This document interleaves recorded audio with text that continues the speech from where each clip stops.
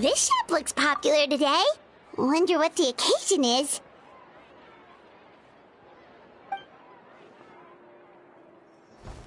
Butterfly Dew Cosmetics now on sale. Looks like it. Oh, Seedween's here too! Hey there, Seedween!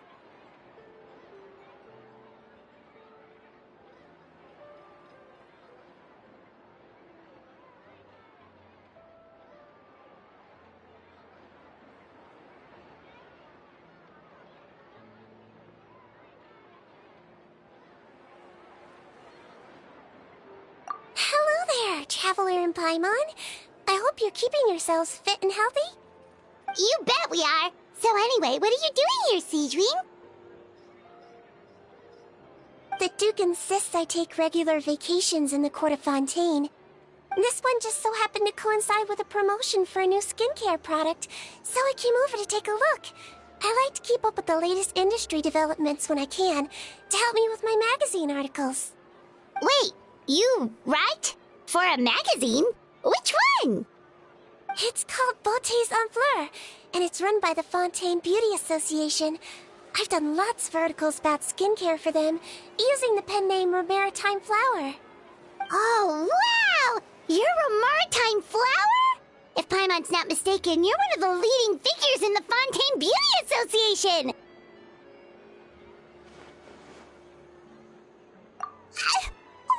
What's so weird about that? Everyone loves beauty! I really like this role. The staff at cosmetic shops are always so polite. And as long as I wear a big smile on my face, I always get the best customer service. Well, they sure don't want to make an enemy of the Maritime Flower.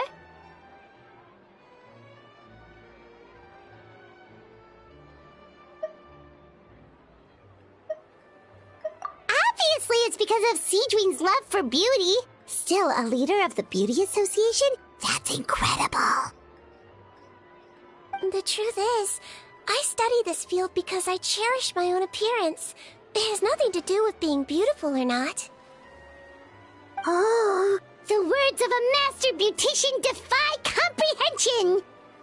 Oh, wait, you're saying that natural beauty is the highest form of beauty, right? Not really. Actually, Melusine aesthetics are very different from human ones. We don't view humans based on their appearance. If I had to describe our approach, I'd say it's based on cuteness. Oh! Really? Yep. Still, I really value my current appearance, and in the process of taking care of it, I've ended up learning quite a lot about skincare and stuff. It turns out, my knowledge and experience is pretty popular with beauty product lovers. It came as a big surprise to me, though. Oh, Paimon gets it now. But speaking of your appearance, how come you look human anyway? Are you like only half Melusine?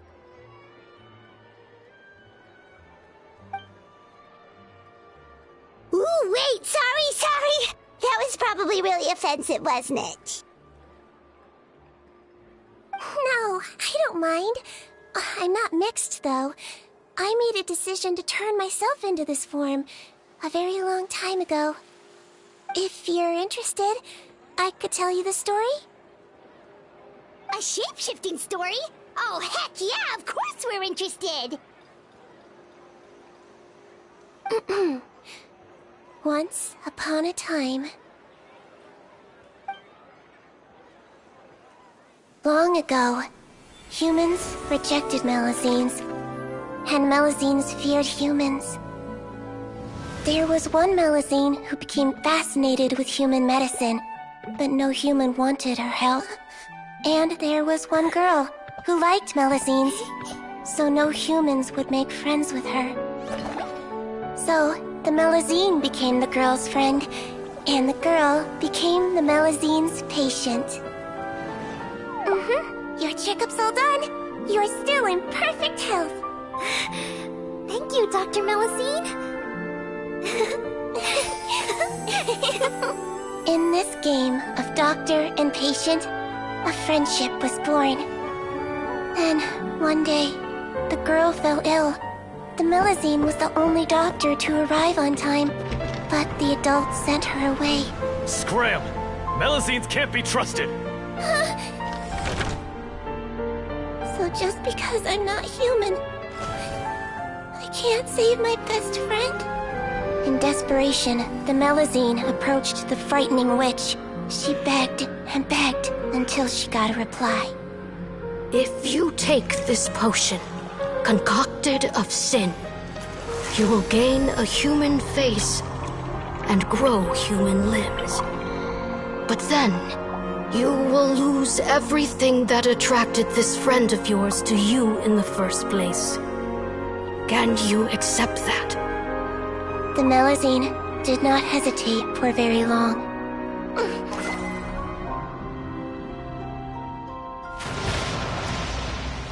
On a rainy night, a little doctor knocked on the girl's door.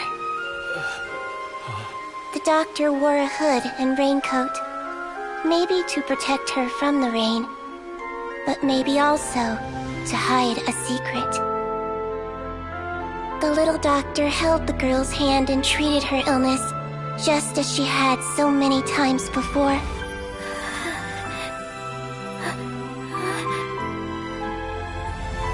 Dawn came, and the little girl's condition improved. But the little doctor was long gone, for she knew her friend would never recognize her again. And so, since then, I've lived my life in human form.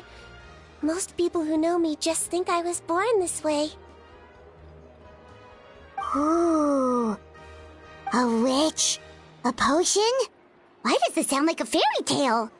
Trust me, it's a true story. Must be the way you told it then. It just sounds so... Yeah, not every Melusine would take human form to save their human friend. That must have been a huge decision. Treating patients is a doctor's duty. We must always find a way, even when the going gets tough. Ugh. It's so crazy that they turned you away just because you were a Melusine, especially when their daughter was so sick. Well, sometimes appearance can be a real barrier. But that was a long time ago. I like how I look now anyway.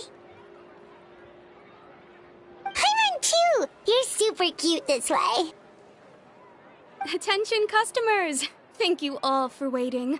Now, on behalf of our skincare partner, I'm delighted to announce that our exciting new product is now officially on sale. Well, there we go. Let's have a look, shall we? Oh, Paimon, if you want to buy any skincare products, I'll be happy to give you some suggestions. Really? Personal advice right from a leader of the Fontaine Beauty Association? What an honor! Allow me to introduce our newest skin lotion, Butterfly Dew. I'm sure many of you have already read about this product's trials in the newspapers. To say that it improves skin quality is an understatement. This product gets its name from the way it transforms your skin and makes it glow anew, like a butterfly emerging from its chrysalis and spreading its wings for the first time. We are thrilled to have the inventor of this fantastic product with us here today. Please welcome Mr. Rawat, a researcher from the Fontaine Research Institute. Now, without further ado, I'll hand over to Mr. Rawat to tell you all about what Butterfly Dew can do for you. Thank you. Hello, everyone. I'm Rawat, and I developed Butterfly Dew. Wow, what a looker. He's a researcher? Wow, he's really challenging the stereotype. It seems that everyone is surprised by my entrance. Or should I say, my appearance. I'm well aware that researchers are generally better known for their brains than their dashing good looks. In that regard, I do believe I break the mold somewhat. Of course, appearance is a skin-deep way of defining a person. And yet one's appearance can be a very real set of shackles, holding a person back in their life. It can rob a young person of their self-confidence when applying for a job, dissuade a young lady from approaching the one she loves. Our actions are at the mercy of our appearance, and we slowly become the very person that the outside world sees us as. But what if I told you that those shackles can be broken? If our appearance prevents us from changing, then let us first change our appearance itself. Wash away moles, birthmarks, and wrinkles, and they can no longer rob us of our confidence. Replace them with luster and radiance, and we shall never again hang our heads in shame. That is why Butterfly Dew exists. Its mission is to allow us to shed our pupae, undergo a complete metamorphosis, and embrace a new life. Well, whether it actually works or not, after that speech, Paimon's already sold! Mr. Rawat, could I ask if you've used this product yourself? Of course, I tried it many times while I was testing it. You can consider me a product ambassador. Wow, then it's sure to work! Still, I don't expect to convince you just by blowing my own trumpet. So, could I get a volunteer from the audience to try it out? Oh, Paimon volunteers!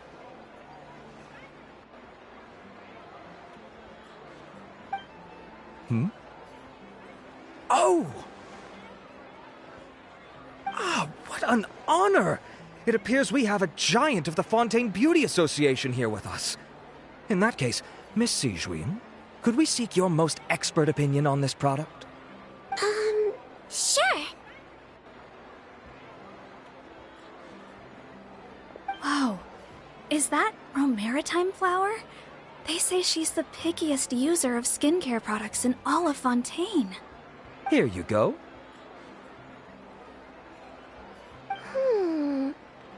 Oh, it's very kind to the skin, and the absorption rate is high. Even for Fontaine, this is a first-rate product. Wow, now that's high praise! I'll take one. Any discounts?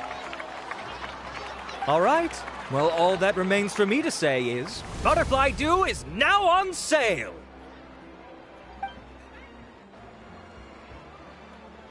Think we should buy a bottle too?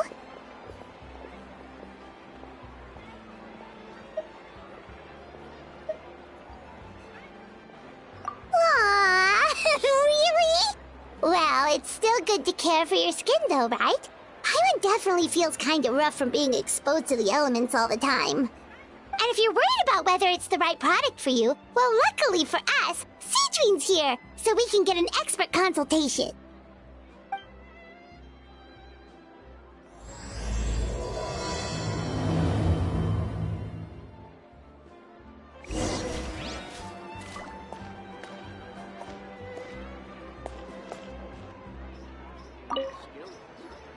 It's an honor to receive such high praise from you. To be honest, I was also hoping you might be able to point out some flaws in the product so I can keep improving it. With most skincare products, the pros and cons only become apparent with long-term use. Yet, this one has instant benefits, improving skin quality without any obvious side effects. It's one of a kind. Don't worry though, I plan to keep using it, and I'll publish regular reviews in Beauté Sans Fleur. You can read my thoughts there. All you need to do is subscribe. Oh, I was hoping for a more casual conversation, but you are a beauty association leader after all. I understand if you want to keep this professional. Sijuin? Oh, excuse us, Miss Beauty Expert. But do you think this product is a good choice for me and him? Wait, are you the renowned traveler? That's right, and by his side, the equally famous Paimon.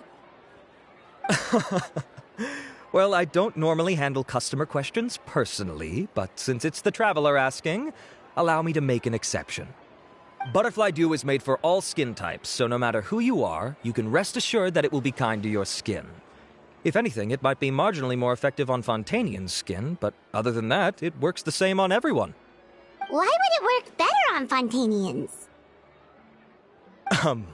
In the interests of protecting my trade secrets, I'm afraid I can't answer that, Miss Paimon. Alright. Alright then, how about a friend discount? Save yourself the trouble. I'd be greatly honored to have both of you use my product. Here, take 2 bottles for free. Yay! Paimon's private fund survives!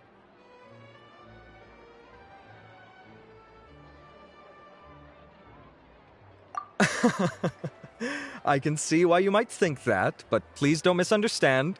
This gift is simply a token of my esteem. There's no business motivation behind it. To me, finding new customers for Butterfly Dew is about meeting kindred spirits, fellow admirers of physical beauty. I consider it a labor of love. Admirers of physical beauty? Eesh, that's embarrassing to say out loud. It sounds so shallow. It's nothing to be ashamed of, Miss Paimon.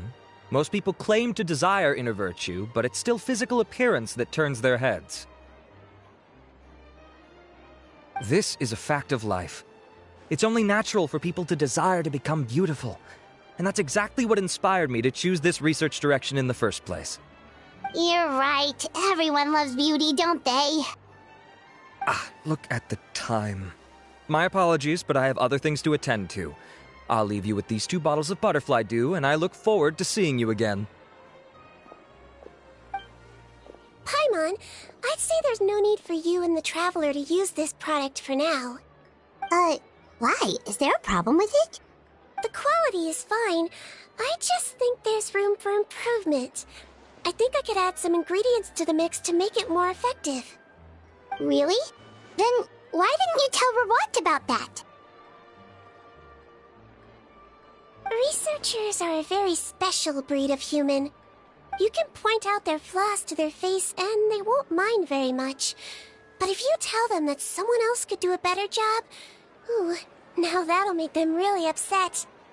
If I'd mentioned it, he probably wouldn't have given you those 2 bottles for free. Fair enough, that makes sense. If you're interested in the more effective version, I can write up a list of ingredients for you. Just come get me once you've gathered them. When you say more effective, you mean it'll make Paimon even prettier? Ooh, how can we say no?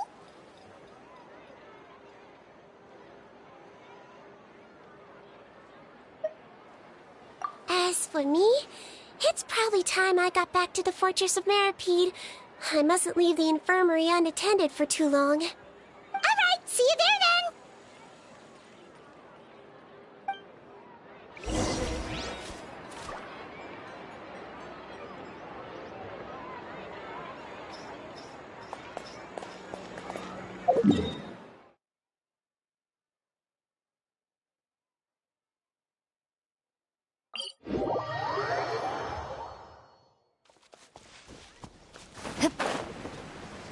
Just up ahead, Traveler. The ingredients for Seedwing should be nearby.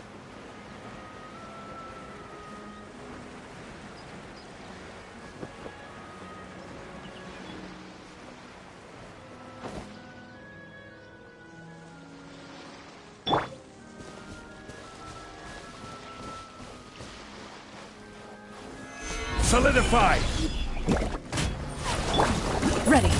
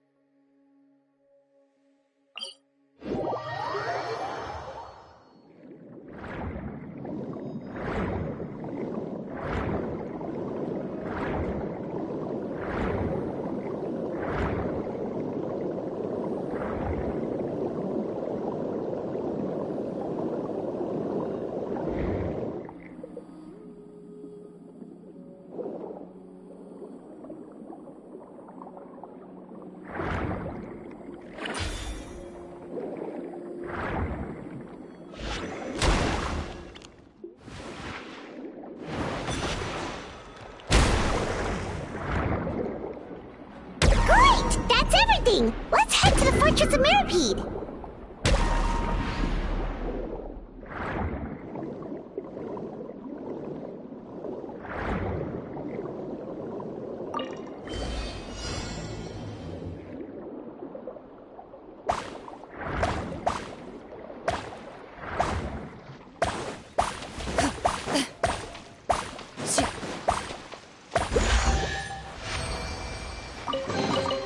First to find gets to stake their claim. Seems fair.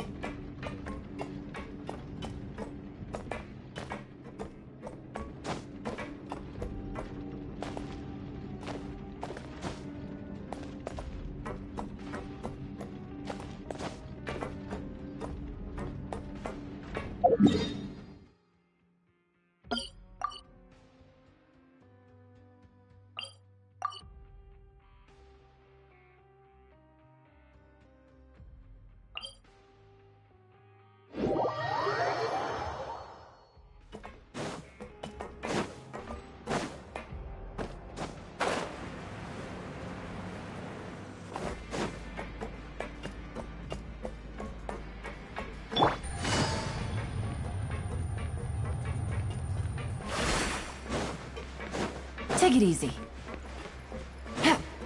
Take it easy.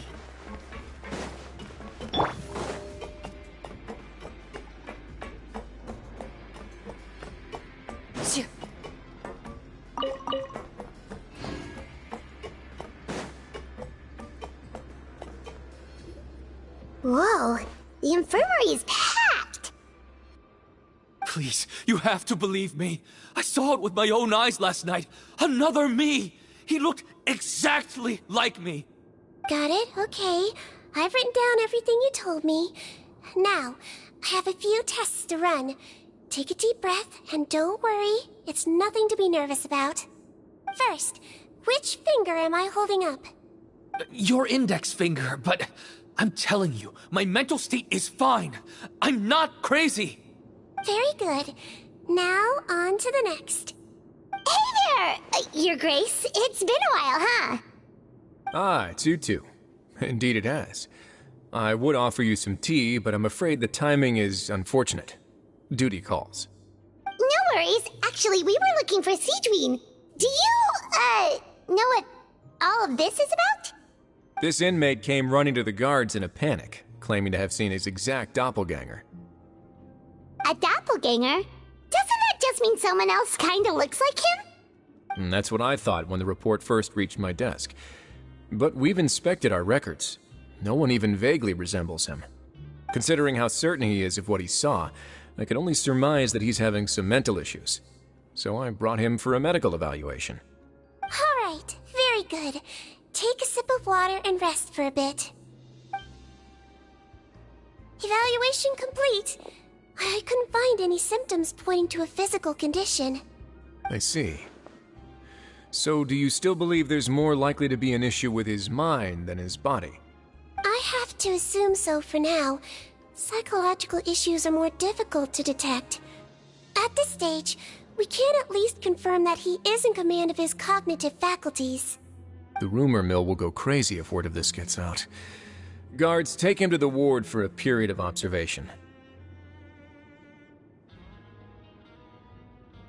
The Marechaussee Phantom has requested my cooperation on a case, otherwise I'd deal with this myself. Sorry for the trouble, head nurse, but I'll have to leave this to you. No problem, Your Grace. I'll add him to my observation list. By the way, we have a couple of guests here who've made the trip just to see you. I imagine it must be important. You probably won't need to add them to your observation list, though. Oh, Traveler! Paimon, it's you! Hey there, Seedween! It's actually not that important, but... I'll be in my office if you desperately need me. Goodbye for now. Okay, bye-bye! So, Seedween... Would you mind waiting for just a moment? I have another patient to see. Just find an empty bed and take a seat. I won't be long. Oh, sure. Sigewinne, we've brought him. And he seems to have taken a turn for the worse again. Okay, don't panic. Let's start by sitting him down here. Paimon had no idea how busy it can get for Sigewinne. Maybe now's not the time to ask for her help with skincare.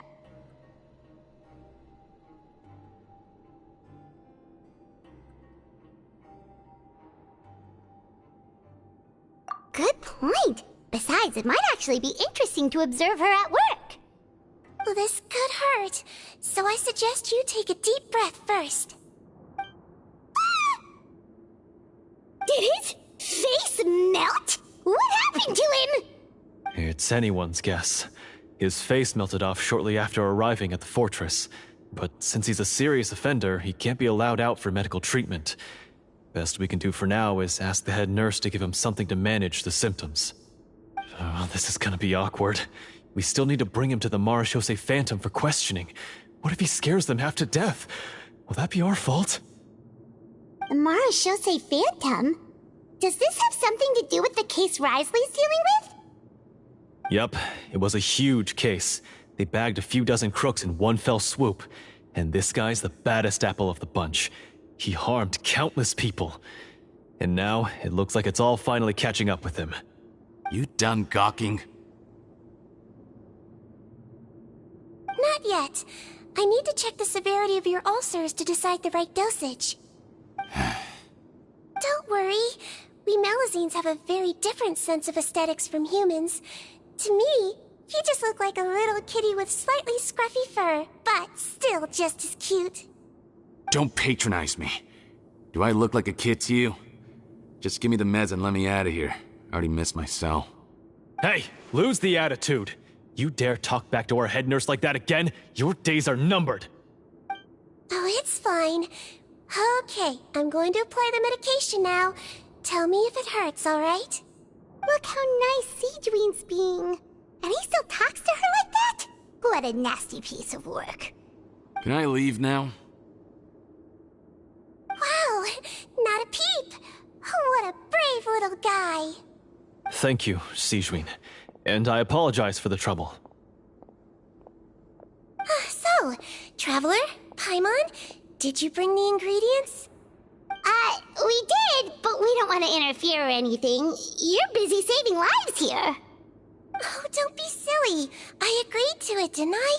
Just hand me the ingredients, and I'll make some time to whip it into the improved version for you. Take a rest here if you want. Or, if you're not tired, I hear they're holding a new Pancreation tournament in the administration area. Or alternatively, is there anything we could help you with, Sigewinne?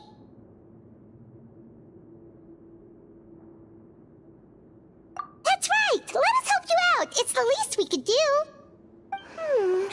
Good point. Kind-hearted humans start to develop guilt if they accept free help from others. Don't worry. I'll take a look at my schedule. I'm sure I can find something to treat this condition. I gotta warn you, though, it'll be tiring work. So I suggest you take a break first, then come back and see me when you're ready.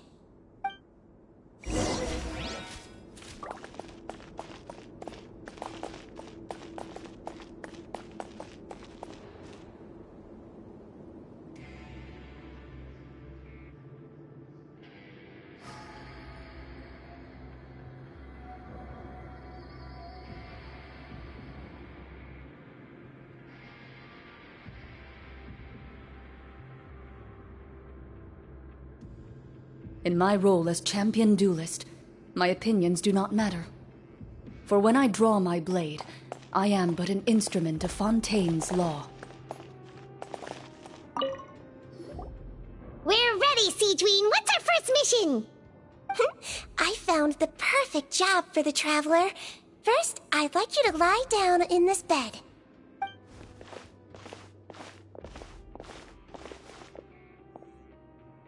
What for? I need you to pretend to be sick. What? Oh, is it that difficult? I thought you did a pretty good job last time. Oh, so you knew. I sure did. He was way more interesting than the usual malingering inmates, and you played along very well, Paimon. I observed you two for quite a while after that. Well, this is awkward. But why do you need us to do it again now? No time to explain. My next patient will be here any second. Oh, please, just do as I say. You can, pretend like you've got a nasty headache, and throw in some dry heaving for good measure. Okay.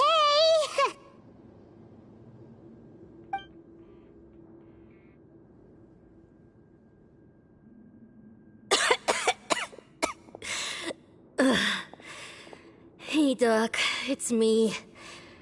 I'm only here because my mom won't stop pestering me about it. So annoying. Well, your mother has enough on her plate with a busy job. Oh, the last thing she needs is to worry about you being sick as well. I know.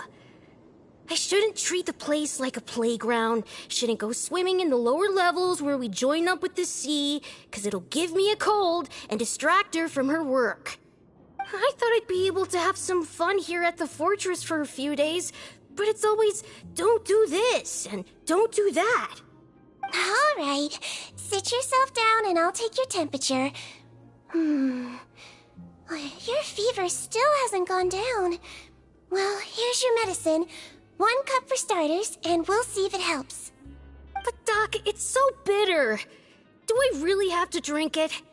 I mean, I'll be fine, right? I've got an uncle who caught a cold. His fever went away on its own after a couple days. Can't you just write me a note saying I'm on the mend? I just need something to keep my mom off my case. I sure can. You're a very brave boy, after all. Huh? Brave? What makes you say that? Well, if you want to rely on your own immune system to clear up your fever, then you'll have to tough it out like this guy.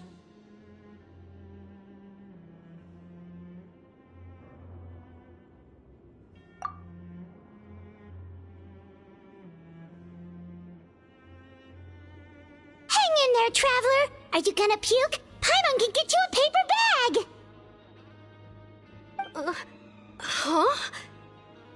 As long as you're tough enough to get through the nausea and dizziness caused by the high fever, you'll be right as rain after just a few days' rest. And if I'm not tough enough? Hey! Wake up! Wake up! Put it this way. At least you'll never have to see the doctor again, right? I think maybe I'll take that medicine after all, if that's okay. Oh, of course. Here, it's still warm. It's so bitter. All done. Great job, you two. That kid really doesn't know what's good for him. His mother's a guard here. She's been working back-to-back shifts lately, but unfortunately his father's away on a business trip right now. She had no choice but to bring her son here for the time being. He was quite happy at first. He seemed to think that the Fortress of Meropide would be all fun and games. So you made us put on that act just to scare a kid into taking his medicine? That's a pretty sneaky trick. Seems like there's a whole side to Siege we never knew about. It's a technique I learned from my teacher. Oh, you had a teacher? Was she a Melusine doctor too? She was human. She passed away a long time ago. Oh, sorry. No, it's fine. I really liked my teacher, so it's always nice when I get to talk about her with other people.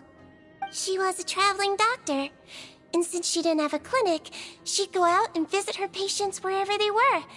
Dealing with the badly behaved ones was her specialty.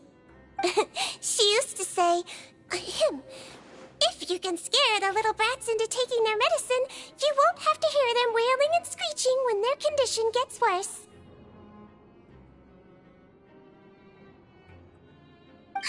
She sounds like a pretty strict teacher. Strict? Well, that's not how my teacher saw it. She thought of herself as terrifying to kids. Strange way for a doctor to describe themselves. Now Paimon's curious to know what she looked like. Oh, as it happens, I actually have a picture of her.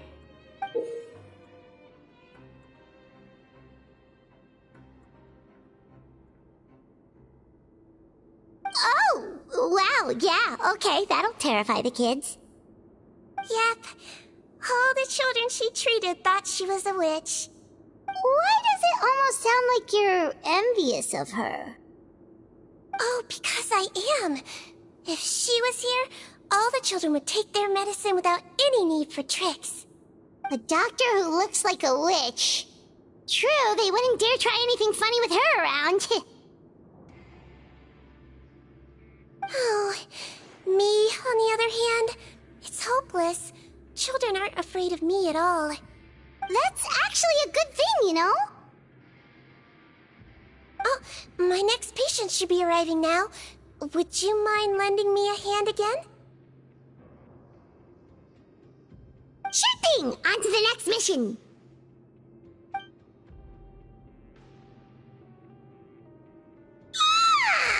Is it nighttime already? That flew by. You really have a busy job, Sigewinne. Well, thanks to you two, it was much easier today. Aww.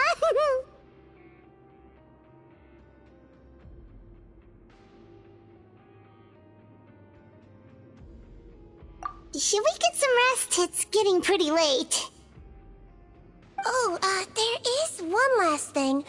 I have to keep it confidential, so I usually leave it till after everyone's clocked out. Confidential? Are you sure you can tell us? Well, it's fine. You're not living here anymore, so it's okay if you know.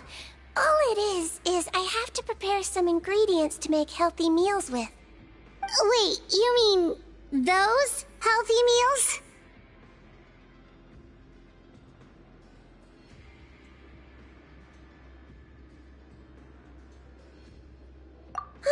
My patients refuse to eat any healthy meals I prepare in front of them, so I have to prep the ingredients in secret, then let the chef at the Coupang cafeteria handle the rest.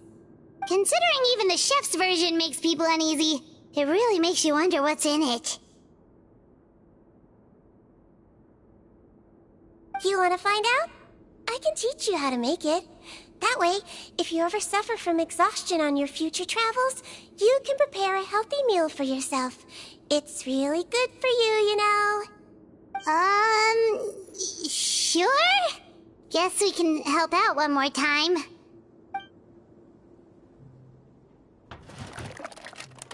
The ingredients are ready. Now, put them on the table and add them in the order I tell you. First, we add this special slime condensate, stir it thoroughly, then pour it in. Oh, see that? It adds elasticity. It looks just like tasty jelly, doesn't it? Yeah, it really does. Until you remember it's slime condensate. Next up, xenochromatic crystals. You want to crush them up into a fine powder, like powdered sugar. Wait, are those from Fontimer Aberrants? Are you sure they're edible? Finally, we'll need some high-protein meat. Frogs are an excellent choice. You just need to clean their innards, and then you're left with some lovely, tender meat. Oh! Frogs. And we're done. All that's left now is to pack them into lunch boxes and hand them to Walsey. Yesterday in the production zone, I noticed an inmate who's been working for 2 days straight. That means it's a healthy meal for him tomorrow. Sigewinne really does have the inmate's best interests at heart.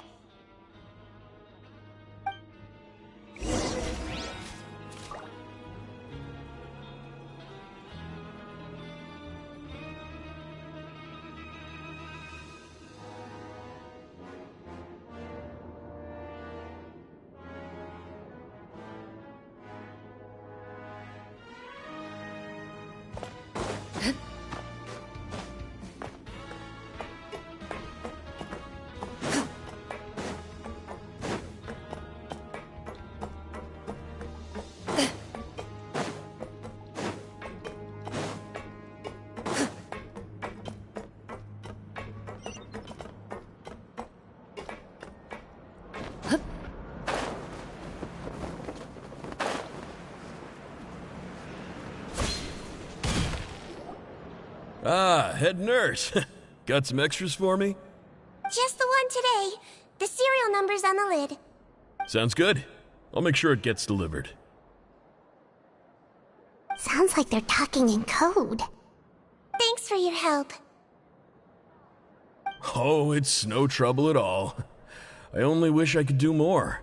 You work so hard for all our sakes. I'd happily lose a little sleep if it meant helping you out. That won't do. If you reduce your sleeping hours any further, your health will start to suffer. All right. Nurse's orders. I'll do as I'm told. But you take care of yourself, too.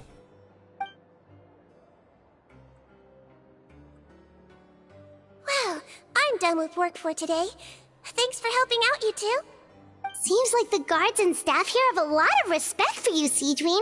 In just one day of helping you with your work, it feels like we've done a lot for the fortress. Head nurse, please, wait. I'm sorry to disturb you this late at night, but I think you'll agree. This is urgent. Okay, just relax and catch your breath. What's the matter? The guard at the observation ward, Odilon, he told me to pass on a message to you.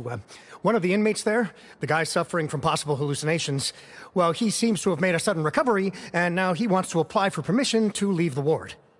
Huh? Already? You were right to tell me. I'll have to examine him and make sure he's well before we discharge him. Looks like we've got one job as medical assistants left. We'll come with you.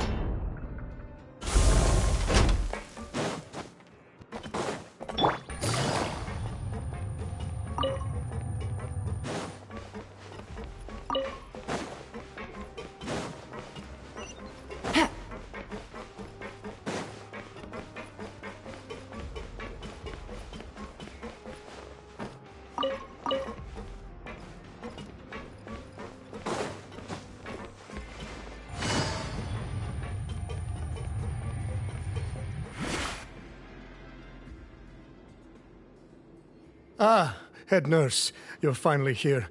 I'm so sorry for all the trouble I've caused you, but I believe I've now made a full recovery. After giving it some thought, I'm sure that I was probably just seeing things. Stress-related, I imagine. I'd been working long hours, so I definitely wasn't in the best state of mind. I totally understand. Still, I have to give you an examination before I can discharge you, okay? So, take a deep breath and don't be nervous. It'll be the exact same procedure as we did this morning. We can start whenever you're ready. Again, so sorry. I was in such a state this morning, I barely recall anything. Would you mind taking me through it again? Oh, not at all. It's a lot to remember. First up, we have a little cognitive test. Just concentrate and you'll be fine. To start with, which finger am I holding up? Your pinky.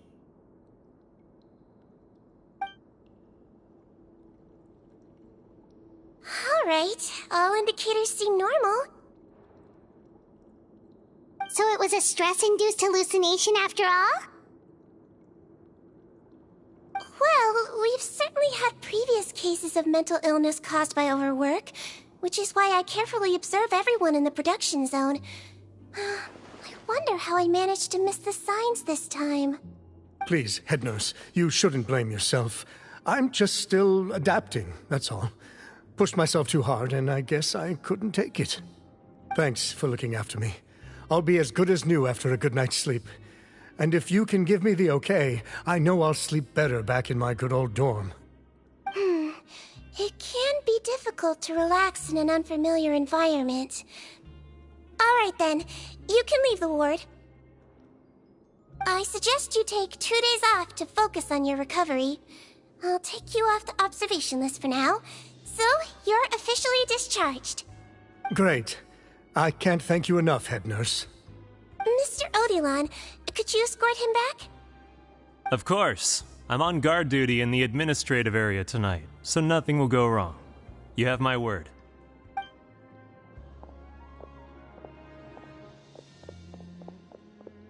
Guess you're finally done for the day now, huh?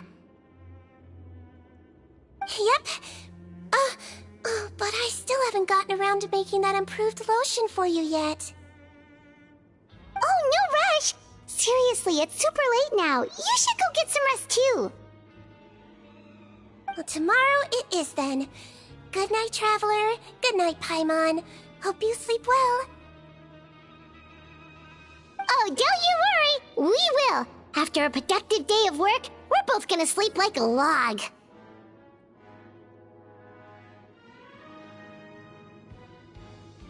Yeah, sleep tight, Seadream. See you tomorrow.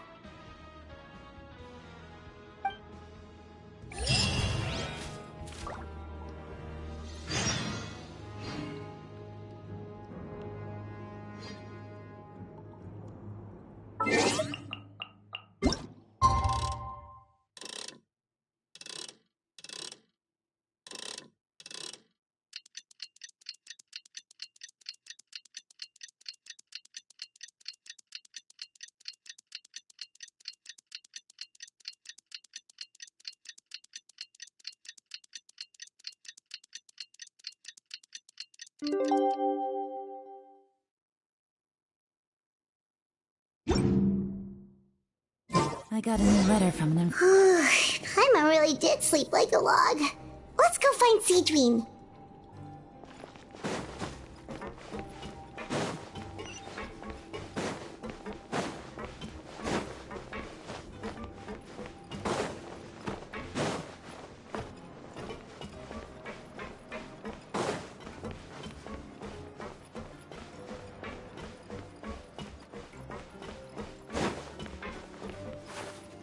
Take it easy.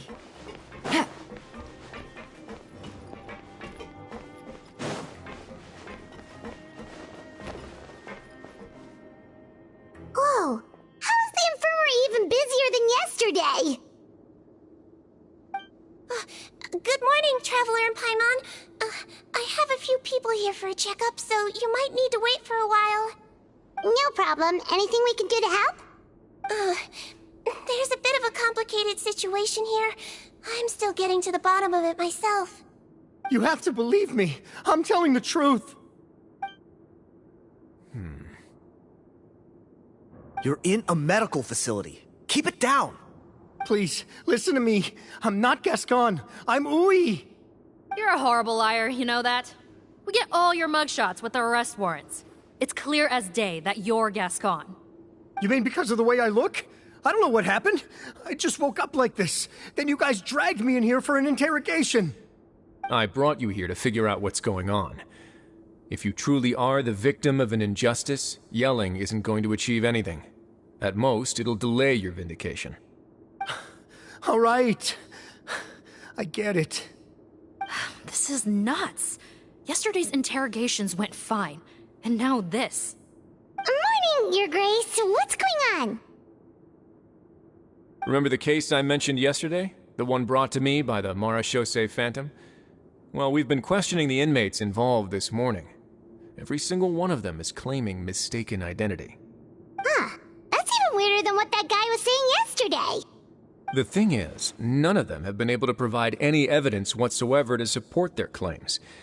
Questioning them further got us nowhere, so for now, we've brought them to the infirmary. And we thought yesterday was as busy as it got for Seadream. We've compiled their statements. Have a look. Perhaps there's something we missed.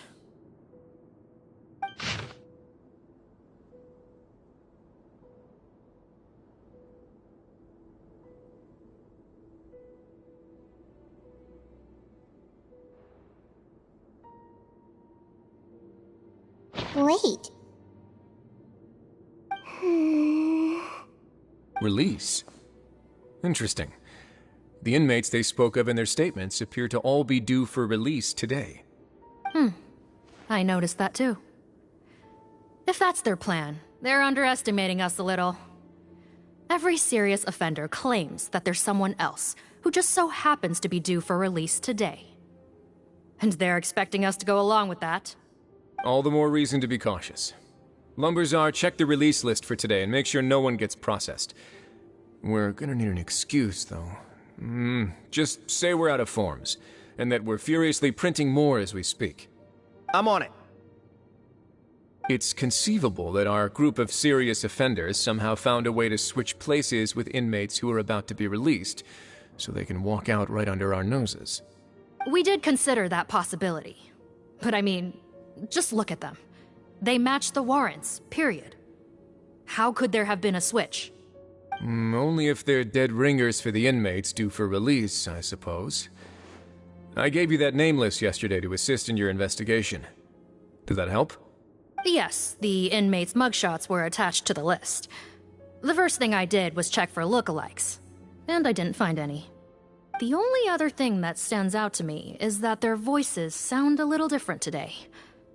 But it's not exactly hard to put on a fake voice. Oh, really? What does our head nurse make of all of this? Give me a moment. I think I have a way to confirm whether there's been a switch. I know, it's not time to change your dressing yet, but please bear with me. Huh? Isn't that the guy from yesterday? This should be Honore. He has very severe facial ulcers, which require an operation in the hospital at the Court of Fontaine. I authorized him to leave the fortress for medical treatment under guarded escort. Yes, like I told you. I'm not Potton. I'm Honore. So there has been a swap. Well, I can see what happened in Potton's case, but how do you explain the other inmates? You're not telling me their souls switched bodies, are you? No, I believe it was their faces that got switched. The method is a bit like replacing a tooth. Take the bad tooth out, put a false one in. And actually, I think I can prove it to you. Traveler, Paimon, do you remember Eric from the other day? Yeah, sure do. Then you can be my witnesses. To start with, please fetch the inmate who claims to be Eric.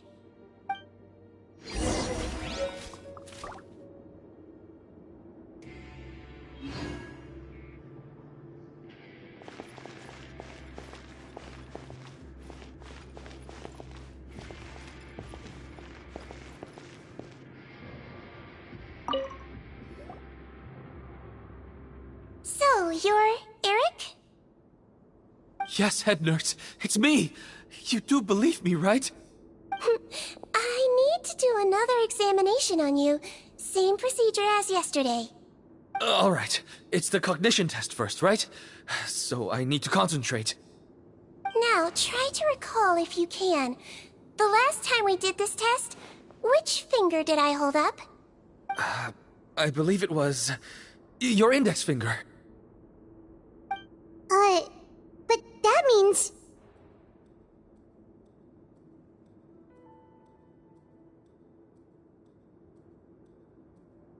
Huh? So, basically, last night, the Eric who said he saw another him suddenly recovered and applied to leave the observation ward. Seadwing did another test before letting him leave, but that time, she held up her pinky finger. Huh? I don't know about any tests last night. There was nothing to do in the observation ward, so I went straight to bed. Then I somehow woke up in a high-security cell. Well, in that case, there is a reasonable explanation for the strange events of the past 2 days. So, what exactly happened? The gang of serious offenders wanted to break out of prison, so they identified a group of scapegoats, namely inmates whose terms were almost up, and planned to switch appearances with them. Last night, When Odilon was on duty, they ambushed him and had one of their group switch appearances with him using their face-swapping method. That allowed them to avoid scrutiny from the other guards. Then, once all the other inmates were asleep, Odilon spent his night shift carrying out the remainder of their switcheroo plan. However, they made one mistake. Henri changed his appearance to match Eric's earlier than he should have done, and ended up being spotted by the real Eric. Real Eric came to the guards for help, but we didn't know then what we know now, so we put it down to hallucination and sent him to the observation ward. However, since one of the gang members was posing as a guard, they simply changed real Eric's appearance and had their Eric take his place, muddying the waters even further. Right, because I'd put Eric on the observation list by then, and no inmates on that list can be processed for departure until I've discharged them. Hence why the imposters had to pull that little stunt to get fake Eric off the list. Yeah, it all makes sense now! The Duke cracked the case! Well, I can't fault the reasoning. But I'm afraid that we ruled out the possibility of face switching very early on in this process. Criminals altering their facial appearance to commit crimes is nothing new. In fact, one of the explicit duties of the Melusines in the Marechaussee Phantom is to identify criminals in disguise. We carefully examined all the suspects, and there is no evidence that any means of disguise were used in this case. Huh. Well then, how do we explain all this? So far, it seems more likely that the gang stole documentation belonging to the inmates due for release, and are using that to commit identity fraud. Actually, there is a potion that can completely change someone's appearance. If they use that, even a Melusine wouldn't be able to detect it. A shape-shifting potion? Forgive me, head nurse, but this is the first time I'm hearing about it. If such a potion truly existed, it would jeopardize our entire investigative process at the Marechaussee Phantom. Are you certain of this? Yes, I am. But... Please, trust me in my professional opinion as an experienced clinician. At the same time, without any solid evidence, it's pure speculation. If we can round up all the inmates suspected of switching places, then have a little talk with both sides, we might just get our answer.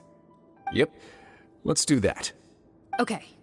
Well, it was our negligence that meant we had to come and conduct these post-internment interrogations. And I know it's put you out. We'll do it your way. Your Grace, bad news. I paused the releases like you asked, but we were too late. A bunch of people already got processed 2 hours ago. I checked the list, and sure enough, it's all the people who gave statements. 2 hours ago? That's before today's interrogations began. They had this all planned out. So there really was a switch after all. They really pulled the wool over our eyes on this one. We should be able to catch up with them if we leave now, right? Not if that potion is real. They can just switch faces again after leaving the fortress. And if the Marechaussee's Melusines can't even spot them, we wouldn't know where to start searching. Yikes! So we're at a complete dead end!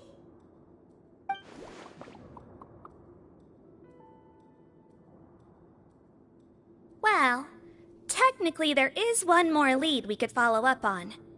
We were only able to arrest this gang thanks to the help of a researcher from the Fontaine Research Institute. I believe his name is Rawat. Oh? Rawat? Isn't that the handsome guy we met at that skincare promotion? Handsome? Maybe from a human point of view. I just remember that he specialized in potions. One of the crimes this gang is charged with is the manufacture and sale of illicit drugs.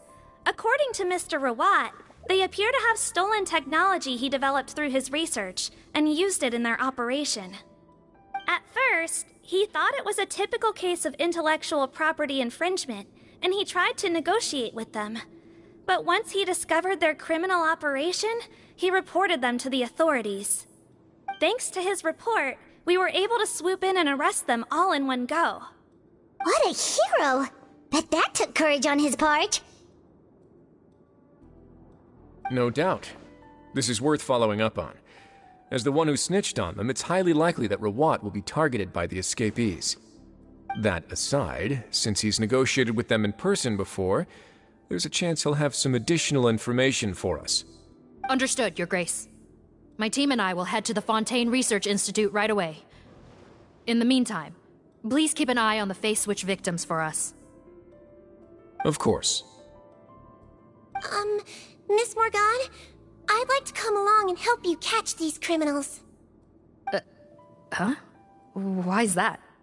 Well, I'm the one who discharged the fake Eric last night, so I feel partly responsible. Don't say that, head nurse. Your focus was on the inmate's health, and rightly so. We can't ask you to help with arresting criminals.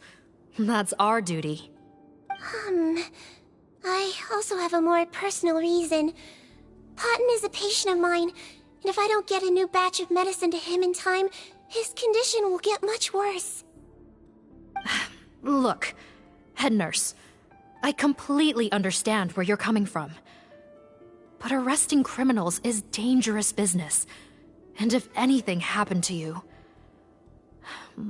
none of us can afford to take on that responsibility. Don't worry, I can defend myself just fine. You say that, but still. If I may, Miss Morgan, Sigewinne is the one who raised the potion hypothesis, and I'm sure she has far more expertise on the topic than your team. My suggestion would be to bring her with you. And if you really are worried for her safety, then...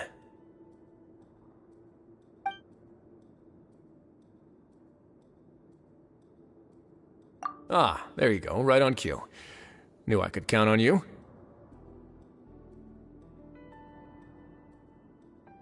Okay. Well, since this plan has the Duke's blessing, far be it from me to refuse. We should head off immediately. Time is of the essence.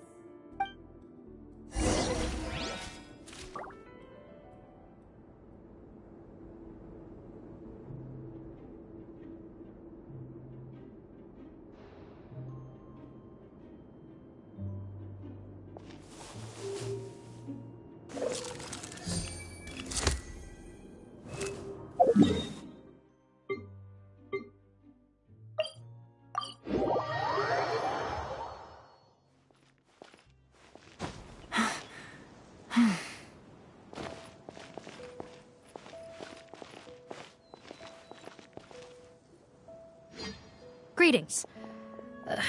Sorry to impose, but I'm afraid we're here on urgent business, and we're gonna need you to cooperate. The Marsh is a phantom. Let me guess, you're investigating some more illegal research? Not this time, no. We're looking for a researcher. Do you know where we might find Mr. Rawat? Rawat. Oh yeah, Mr. Handsome, right? He actually doesn't work on site here very often. There's a handful of researchers in the nearby area who know him pretty well, though. You can see what they know. Just a handful? Paimon figured he'd be the most popular guy around. Well, I guess you could say he's popular, at least on a superficial level. He's blessed with good looks, so he tends to make a good first impression on people. But in all his time here at the Fontaine Research Institute, I don't think he's ever had a single deep conversation about his research with his peers. That's no way to make real friends around here.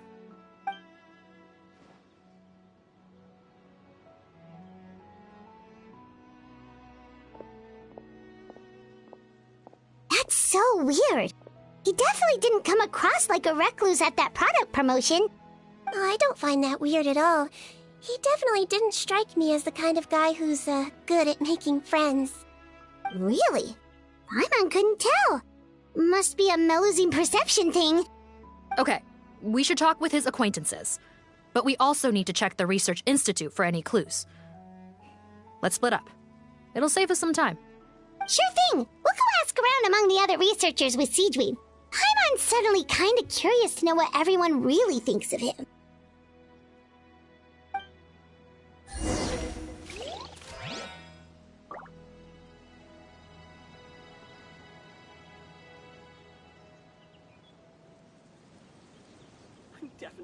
Navigating the world is a whole lot easier with a few different identities to choose from.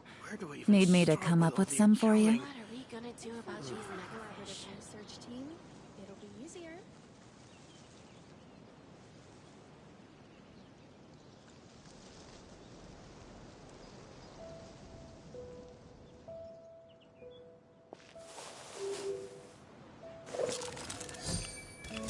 Definitely gonna get fired. What are we gonna do about these megafish?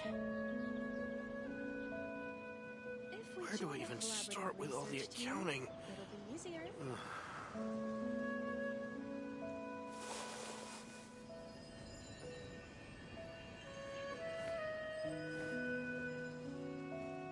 I'm definitely gonna get fired.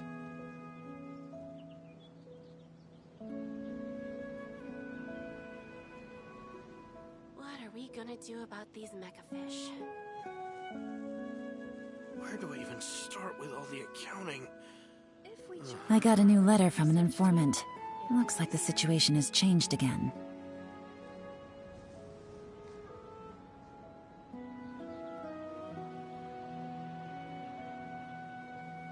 I'm definitely gonna get fired. What are we gonna do about these megafish?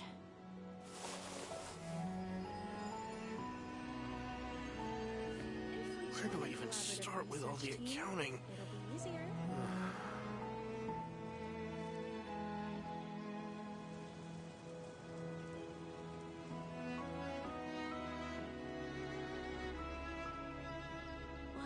Navigating the world is a whole lot easier with a few different identities to choose from.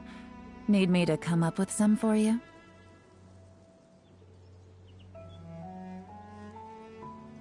If we join a collaborative research team, it'll be easier. Where do I even start with all the accounting?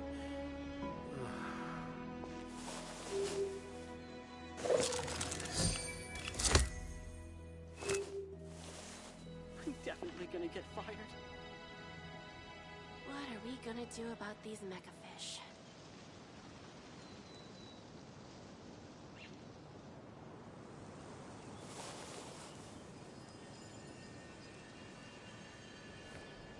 If we join a collaborative research team, it'll be easier. Where do I even start with all the accounting?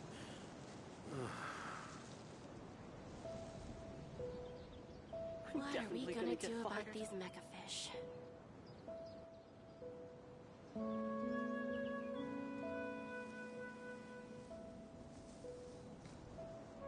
I got a new letter from an informant. Looks like the situation has changed again. Research team, it'll be easier. Where do I even start with all the accounting?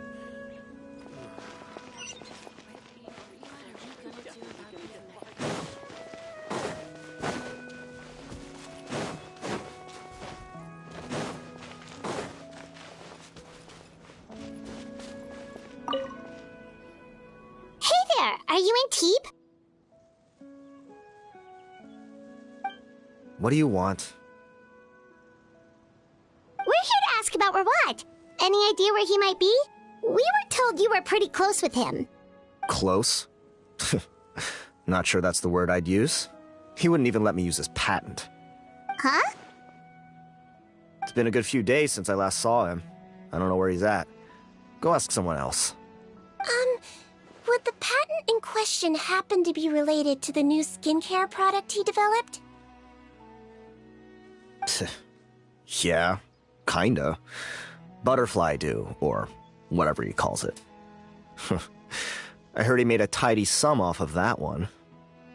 Okay, now we're getting somewhere. Keep going.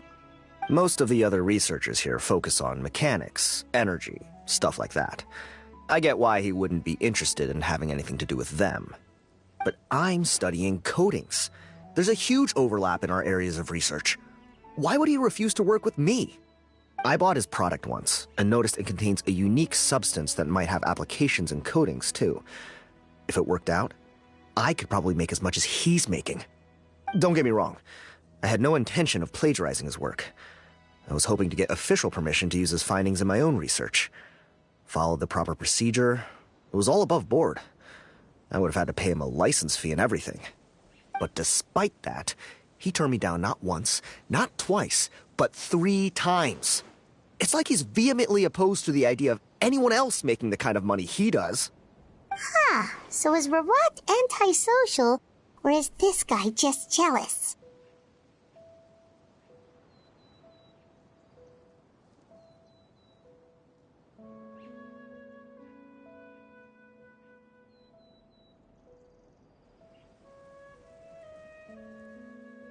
Well, it doesn't look like we're gonna get any info about Rawat's whereabouts from him. Let's go! Wait, 1 second. Mr. Antibes, next time you go shopping, you should buy some Buell fruits. Peel the skin, steep in water, then drink. It'll help calm your mood. Huh? Yeah. Thanks.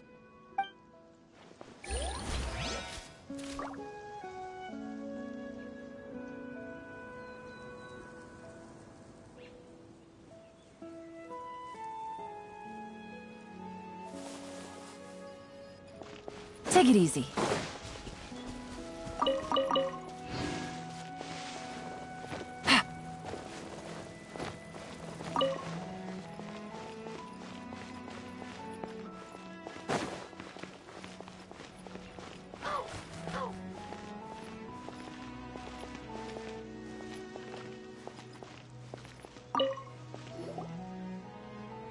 Excuse us, are you Audrey?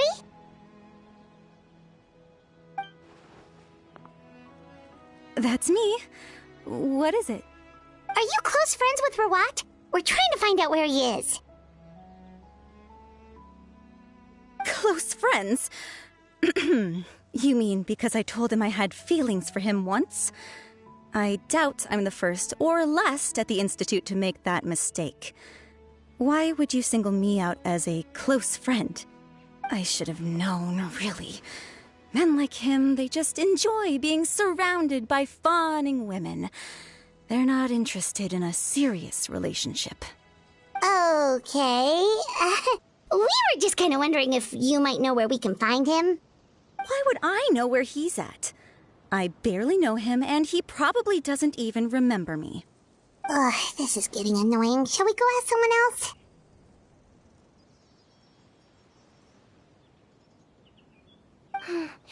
I think she knows Rawat better than she cares to admit.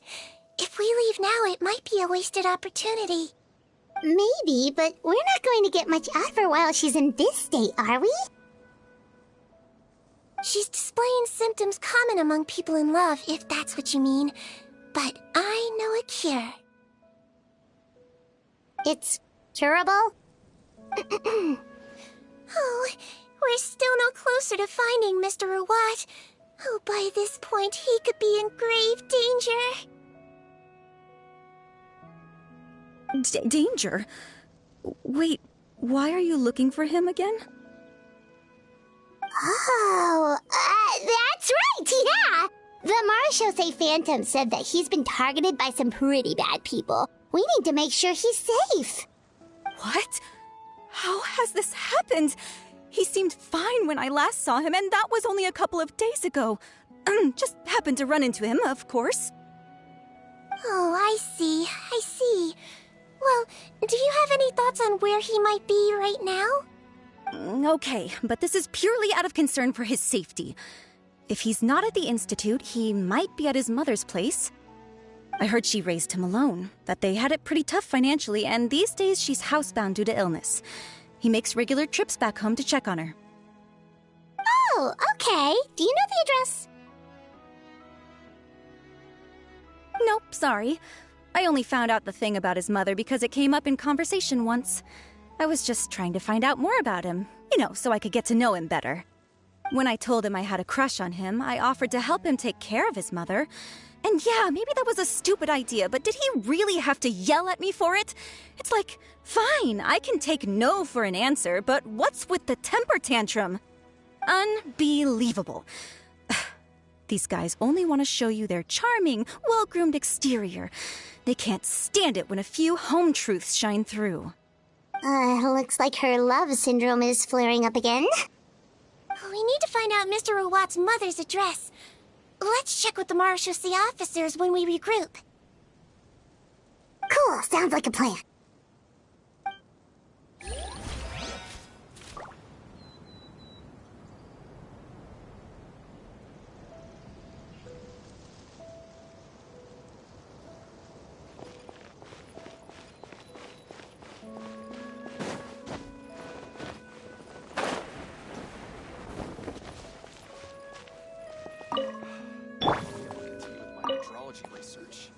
Sorry to bother you, sir, but are you Bertram? Who's asking? Just some concerned citizens helping out the Marechaussee Phantom with an investigation. We'd like to ask you about Rawat's whereabouts, if that's okay. We're told the two of you are pretty close. Not anymore, we're not. Turns out we don't see eye to eye. Oh yeah? What happened? The thing about us researchers is, most of us do what we do for some sort of higher purpose, but not Rawat. All he cared about was how to commercialize his findings. He won't even let you work with him unless you sign a confidentiality agreement first. Also, he has better control over who gets which intellectual property rights. How are you supposed to get any meaningful research done working with a guy like that? Now that I've got my own technical solution for my compressor, I don't need to work with him anymore. So that's what Rawat is really like. We'd still like to know where to find him. Is that something you can help us with?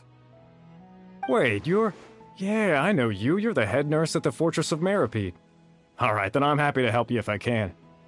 I respect the work you do. Medicine serves the highest purpose of all the sciences.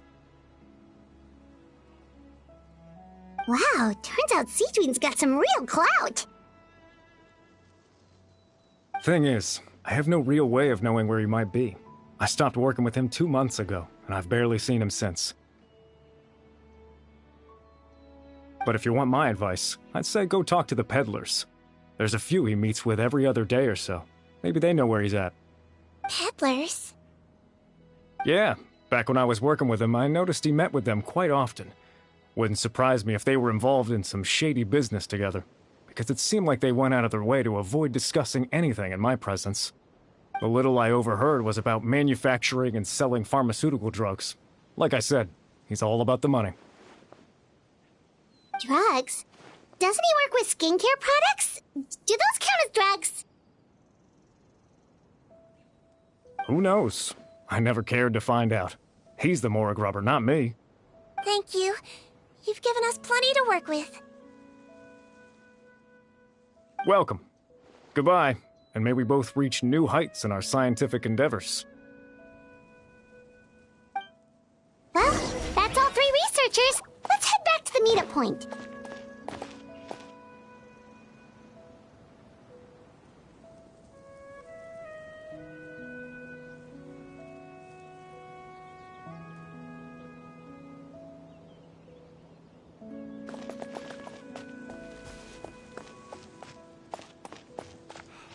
I'll be able to continue with my hydrology research.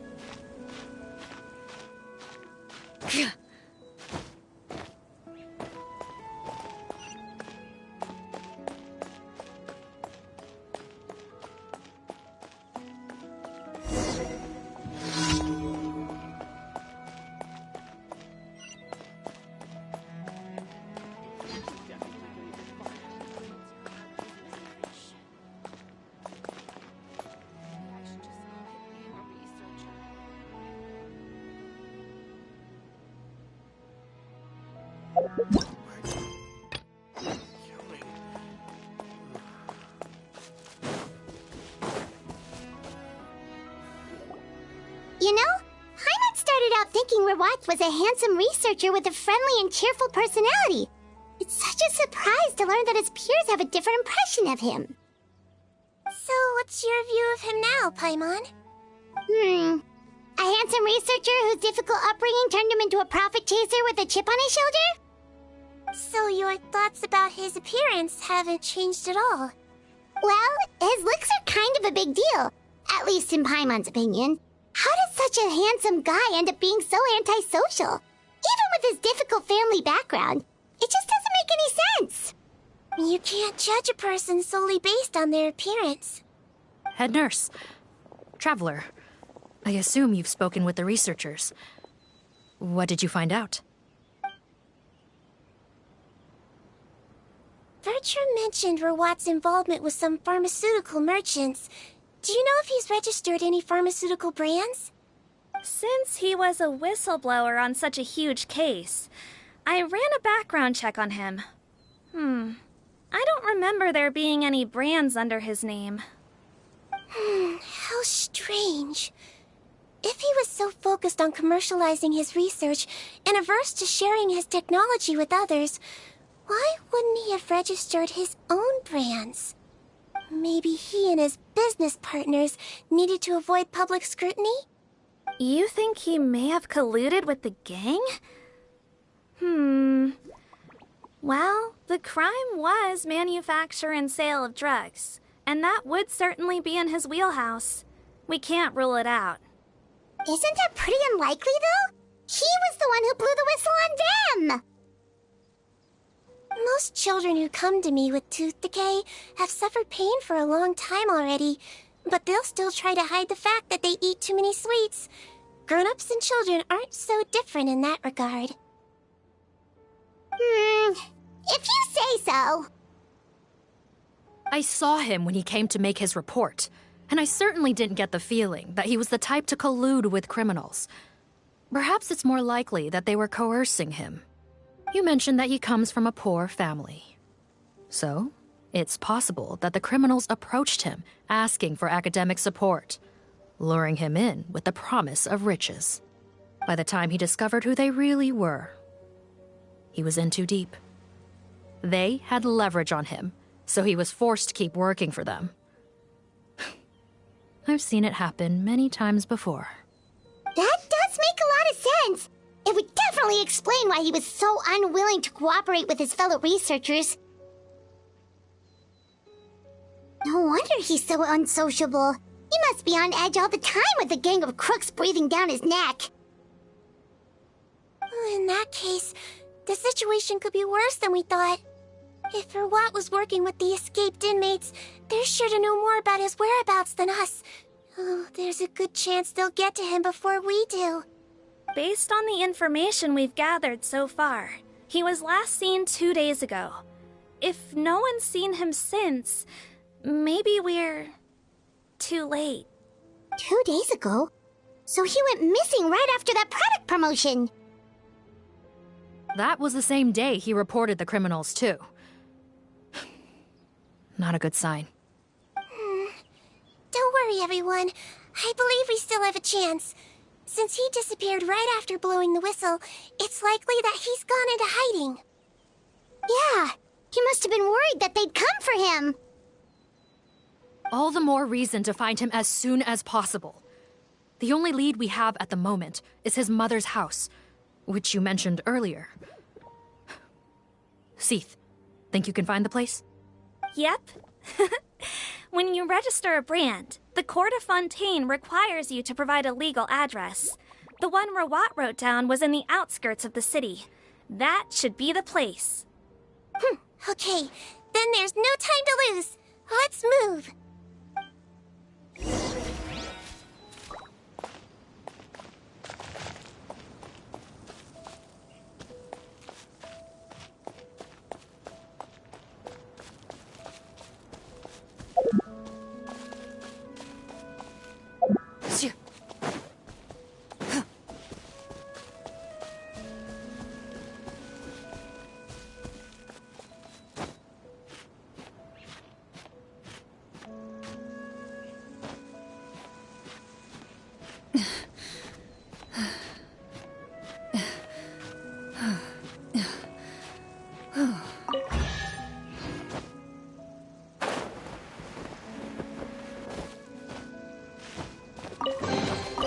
If these items are unclaimed, we may take them without controversy.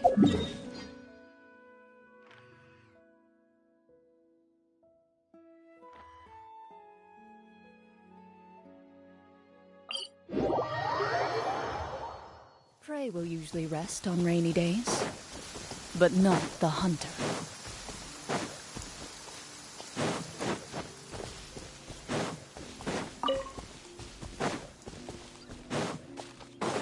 The battle between wind and rain appears to have reached its end.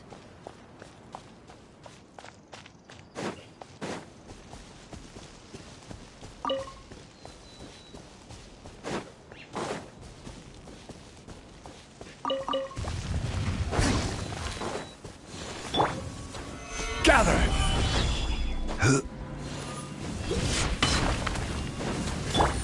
Busted!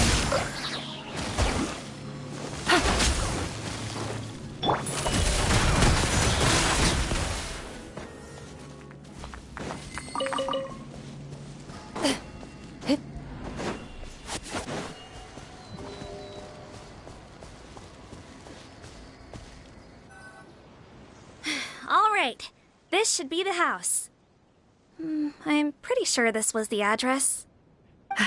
Okay. I'll knock.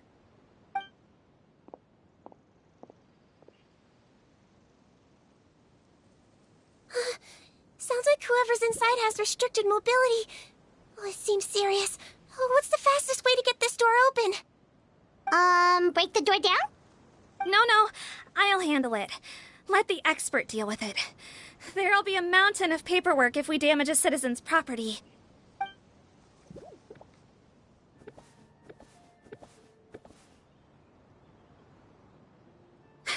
Calm down.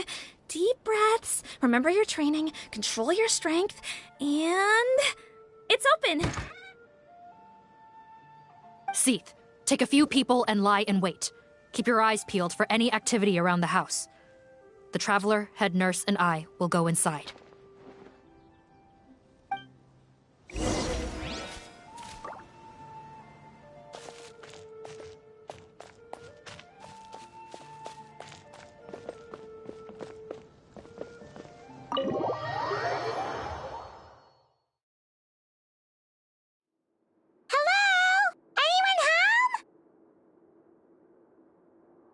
Oh, there.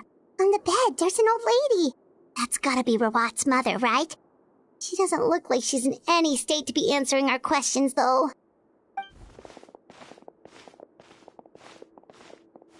We could try, but she is very ill. We mustn't force it. Well, doesn't look like Rawat's here. She's the only one we can talk to. Yep. Allow me. Hello, ma'am. Might I ask if you're Rawat's mother? We are trying to locate him.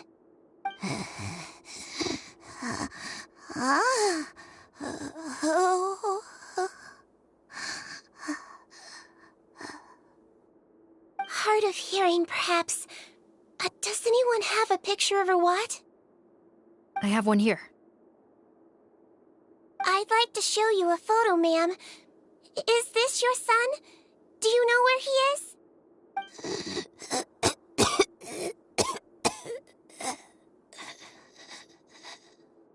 Looks like this isn't gonna work after all.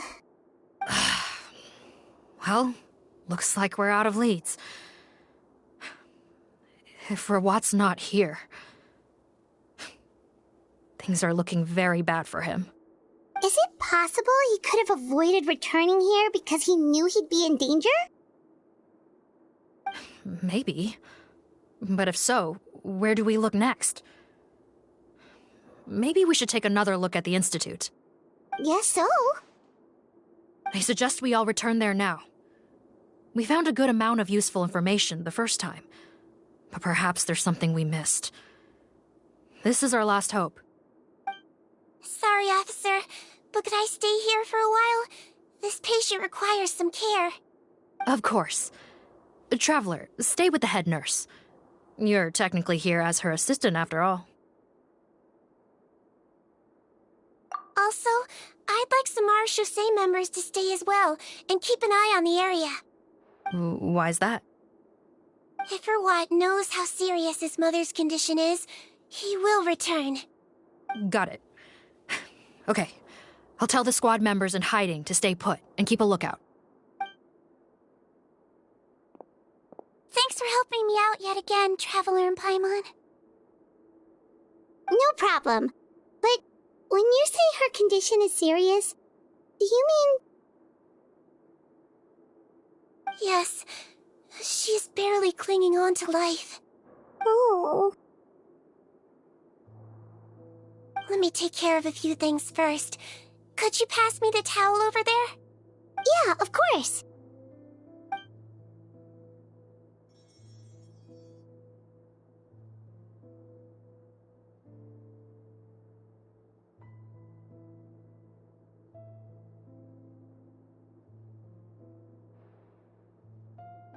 I can tell that her family has tried a lot of different treatment methods, including some very expensive medicines. Unfortunately, her condition is so multifaceted that a recovery looks all but impossible. Citrin. Paimon bets being a nurse must be pretty tough at times like this.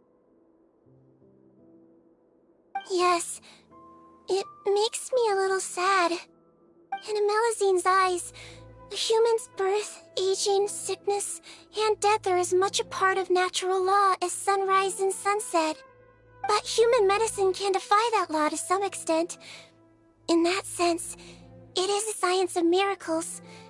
That is why I became fascinated with it in the first place. But it was only after I truly became a doctor that I realized miracles don't always happen. Even the greatest doctors cannot cure all diseases. Citrin. Well, don't worry about me, Paimon. A doctor's duty is not to cure all diseases, but to treat whatever ailments they can. At the very least, I can lower her fever. That way she'll suffer less, and she might even be able to see her son. Yeah. All the more reason to find Rawat as soon as possible, even if we don't catch those crooks.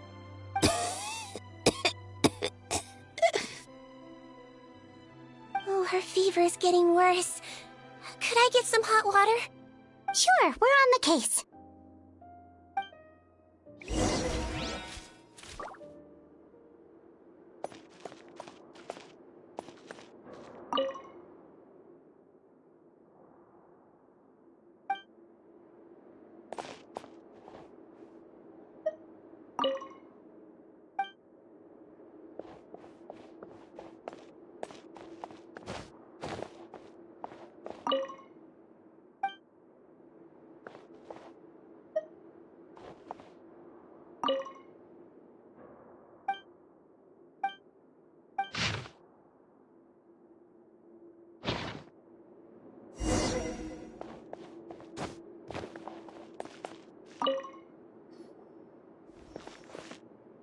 Found the hot water? Sure did. And look what else we found. Judging by this journal, it seems like Rawat has a private lab.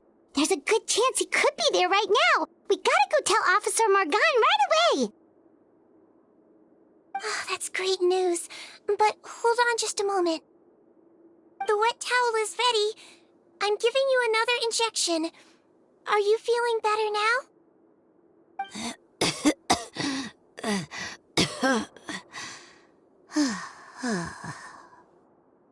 It's all right. We'll go bring him back. Please hang in there. Thank you.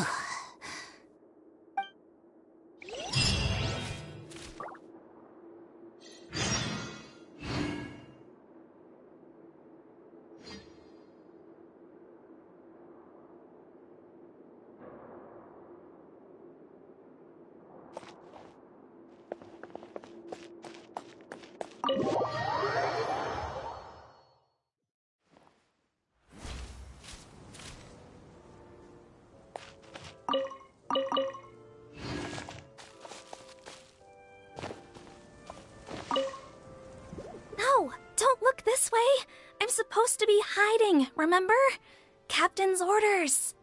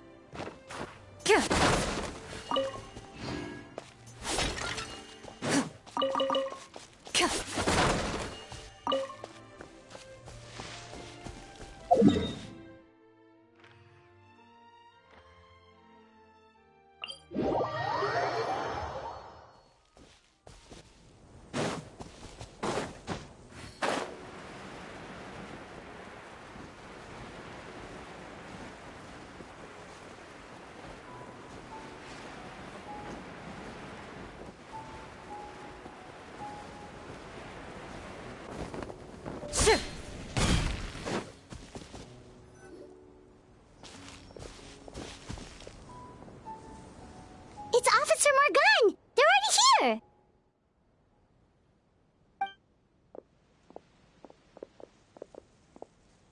We came as soon as we heard the news. I can't believe we were so careless. The most crucial information of all was hiding right there, in that room. And we missed it. Don't blame yourself. Right now, we need to focus on finding a way in. There's a mechanical door over here! Hopefully the instructions in Rawat's journal will help us open it.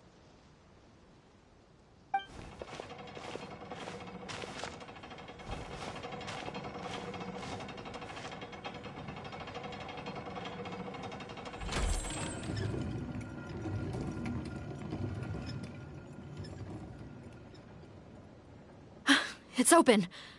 Let's go in.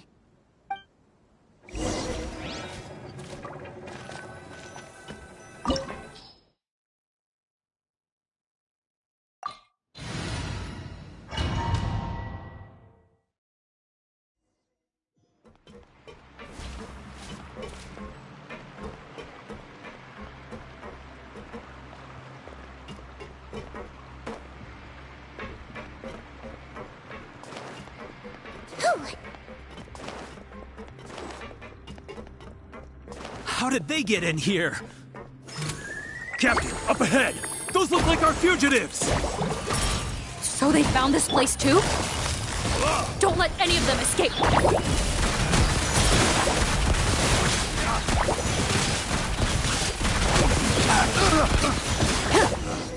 Picked the wrong test subject.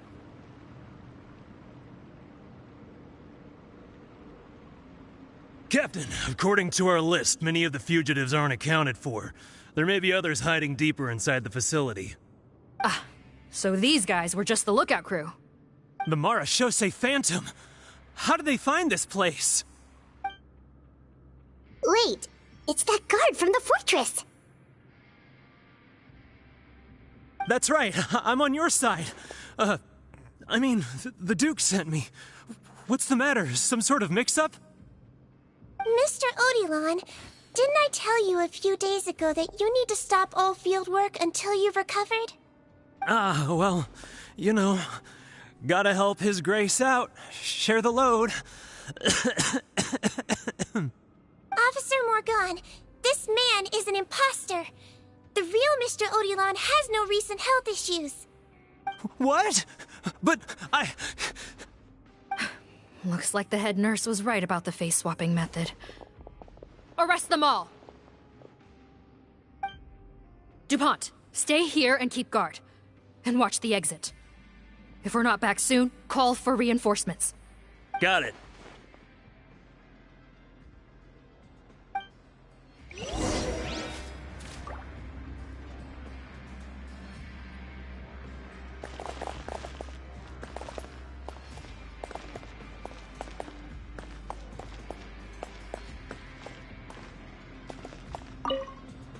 Don't worry, I got this covered.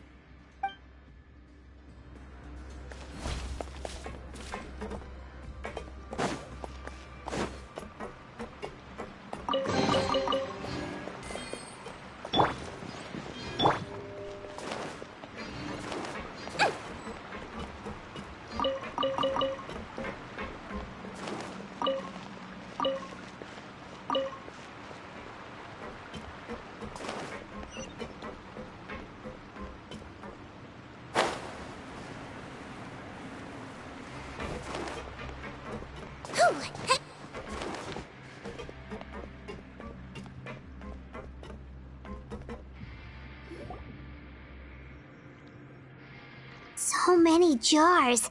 Was this some sort of production facility? This scent, it's probably the ingredients used to make butterfly dew.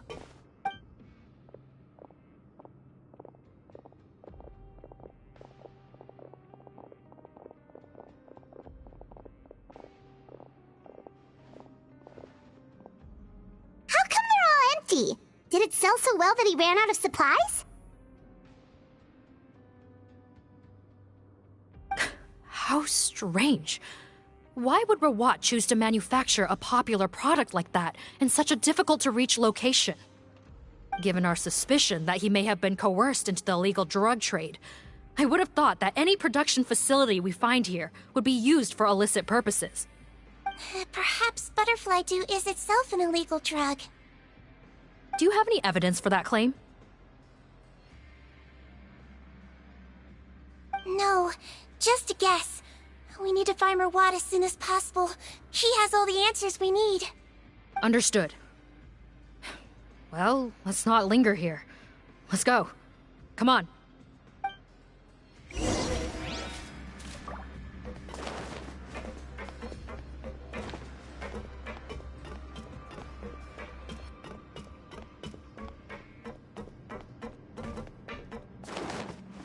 Don't slip and fall.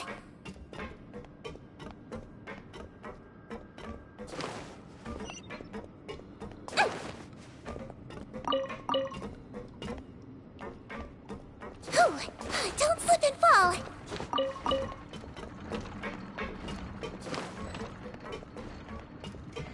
Doesn't look like we're gonna get this door open. Let's find another way around. Don't slip and fall.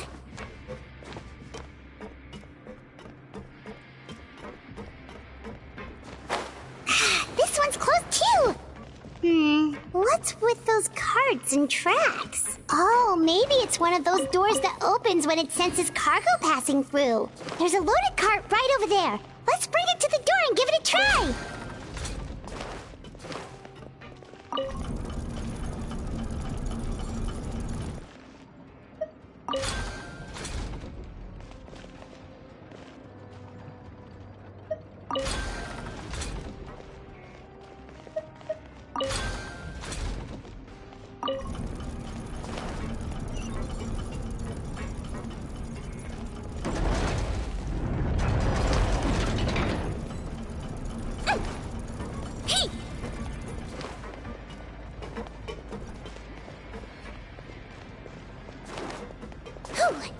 Don't slip and fall.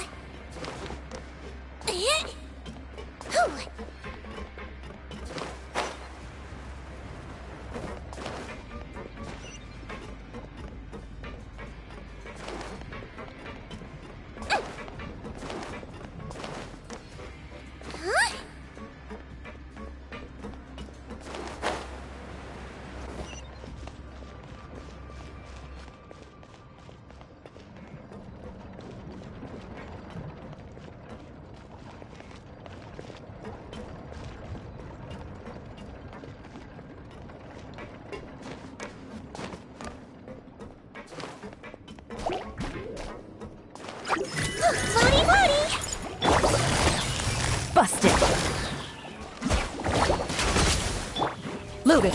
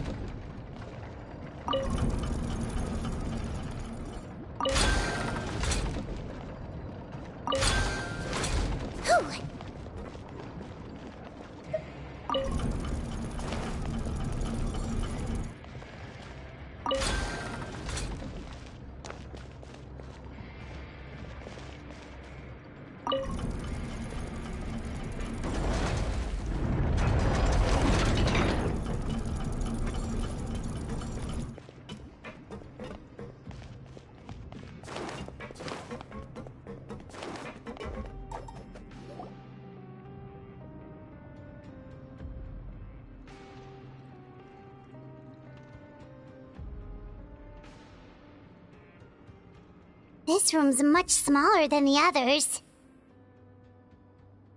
Judging by the implements on the table, this looks like a potion-making lab.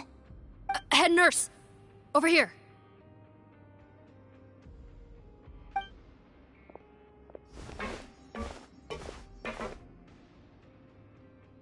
Let's see. Huh? Robot's clothes? Why would he change here? Perhaps they stripped him down, left the clothes behind, and disposed of him somewhere else? Yikes, Deedween, where did that come from? Oh, what a tragic way to go. Especially with such a bright future ahead of him.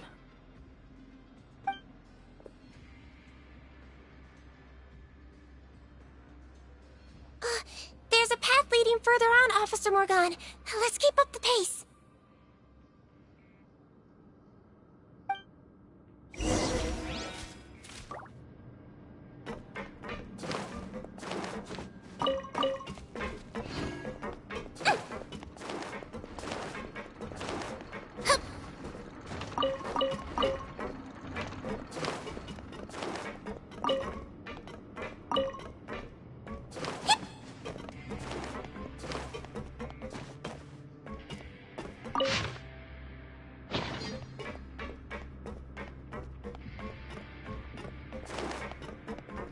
Don't slip and fall!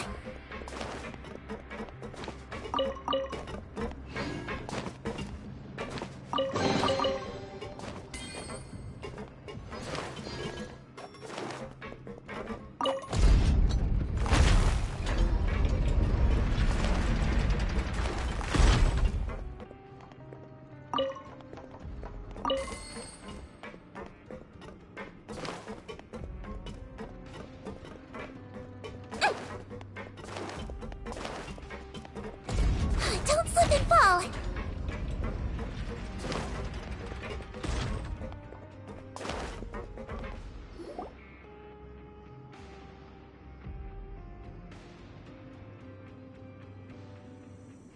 Shh! There's a whole bunch of people in there!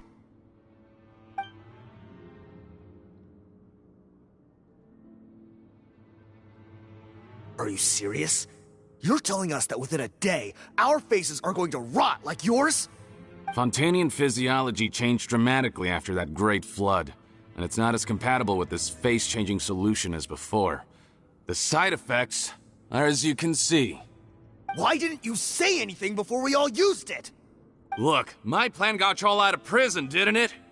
You'd have much bigger problems to worry about right now if the Marshal Say Phantom found out about your other crimes. Consider an ugly mug getting off lightly. Ugh. You're just lucky we didn't leave you in there after you disappeared on us with no warning. We only let it slide because we're former partners. And now you have the gall to pull a stunt like this? partners? Make no mistake, each of us is only looking out for himself. If you place too much trust in others, well, I'm afraid that's your problem. You hid things from me too. Remember how you each had a spare potion? You kept quiet about it until we planned the prison break? Oh, and you didn't have a secret spare? Then do you want to explain how you melted your face off before all this? Guys, that's enough. Calm down. It is what it is. Arguing won't change anything. What's the plan, Parton? I'm assuming you brought us here for a reason? There is no plan. We followed him here on the promise of more juice, but it turns out there ain't a drop here. Besides, what does it matter now anyway? He already said, even if we did get our hands on more of that stuff, switching faces again solves nothing. They're still gonna melt off eventually. I said enough arguing! Parton, tell us the plan. The most practical solution is to continue using the potion. Keep switching to a new face before the ulcers can start forming. Are you kidding me? This stuff was hard enough to get a hold of even when we had a supply. Now you're asking us to use it like skin lotion, after the flood all but wiped the supply out? Well, there is another option. But you'll have to make a deal with me first. Okay, now we're talking. What's the deal? I have a document I took from that researcher that details how to make a replacement. Just give me one bottle of the undiluted fluid, and I'll get to work. What's the problem? I thought you always kept reserves. Or do you really just have one spare bottle each? What do you think? That we were shipping them into the fortress of Meripede by the basket load? Well then, say hello to never showing your marred faces in public again. Ugh, I've heard enough! Get him! Let's see if that document even exists! Freeze! Marshal say Phantom! What? Who let them in? Officer Morgan, before anything else, please find out Rawat's status. Rawat? I don't see him. Hand over the hostage now, if you want any chance of avoiding an extension to your sentences. Spare us your condescending attempts to coax us back to our cells. You think we're looking to negotiate? Rawat is dead. Parton? Arrest them all! Don't let anyone get away!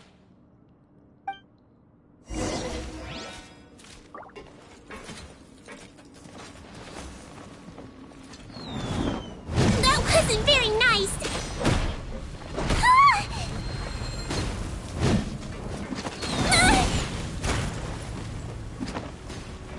He might feel a little prick!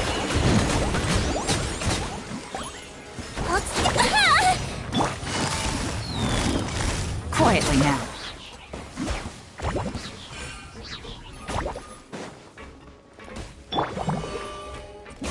Don't slip the cat!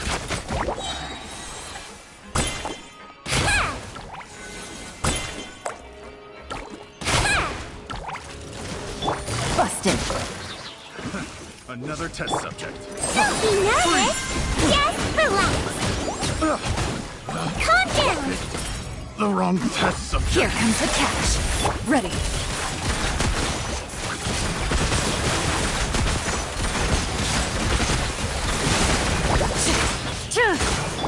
Gotcha. Solidify! Wibbly wobbly!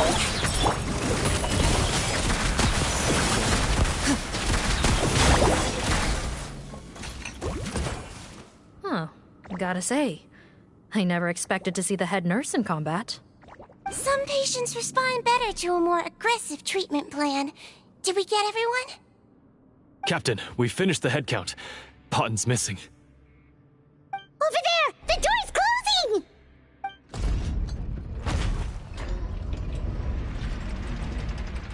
closing! One group trying to arrest me, another trying to hunt me down. Good. I gotta kill two birds with one stone. How did he get up there? There must be a secret passage somewhere. Find it! Don't waste your energy. I already sealed it off. How naive. We have more people outside. If we're not back out by the agreed time, they'll come to our rescue. Well then, you'd better hope they get here in time.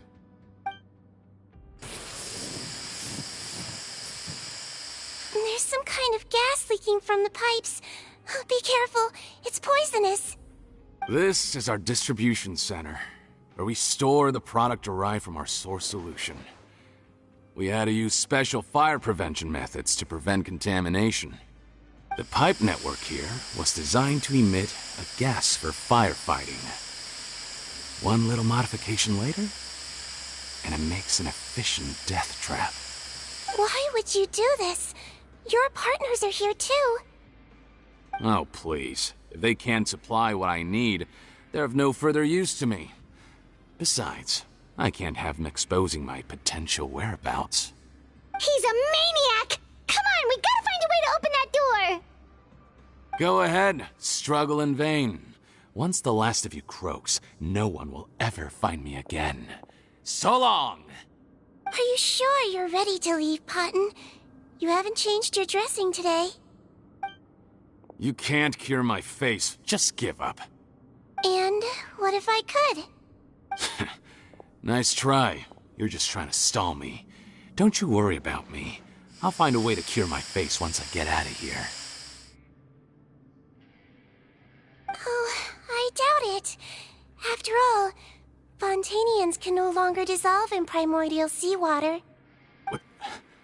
What the... How did you... The key component of the face-changing potion is the fluid left behind by dissolved Fontanians. It might look like ordinary water, but it has some unique elements in it. Before the flood, all Fontanians were oceanids, physiologically speaking. A potion made from that fluid could dissolve and reconstruct the face of a Fontanian in much the same way as hydroidolins change form. Theoretically, it could give someone any appearance they wished. But since the flood, Fontanians have become true humans. They can no longer provide the source material for this potion, nor reap its benefits. Are you saying this potion is made from Fontanians dissolved with primordial seawater? Then their crimes are far worse than I thought. How could you know all of this? No, wait. Of course! Well, well. So that's why you have a human appearance. It also means that I have a formula you're unaware of. The air's getting thicker. It's getting hard to breathe.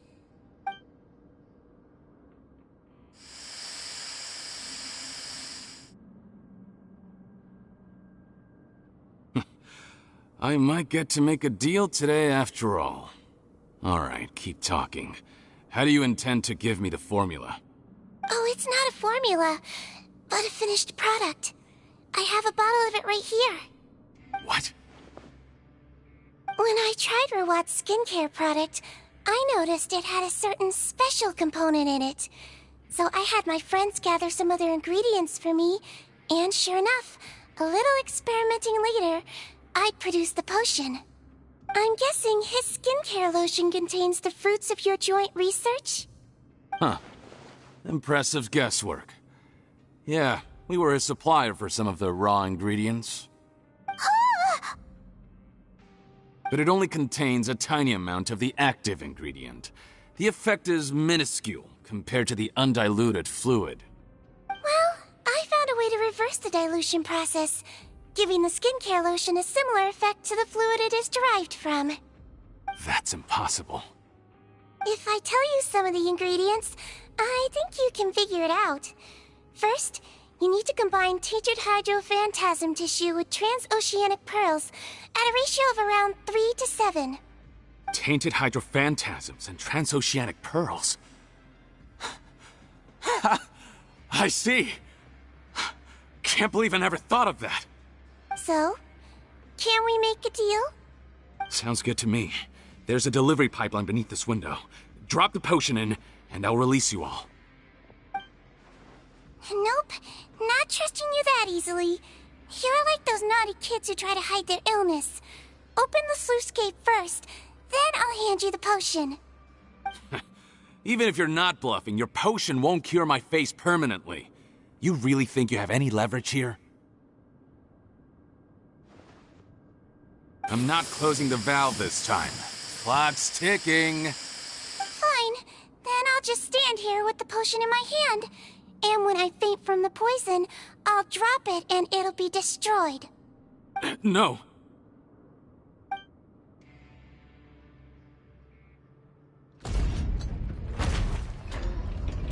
It's open!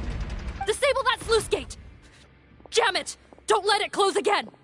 That's more like it. In that case, a promise is a promise. Head nurse, there's too much poison gas in here. We have to leave, now!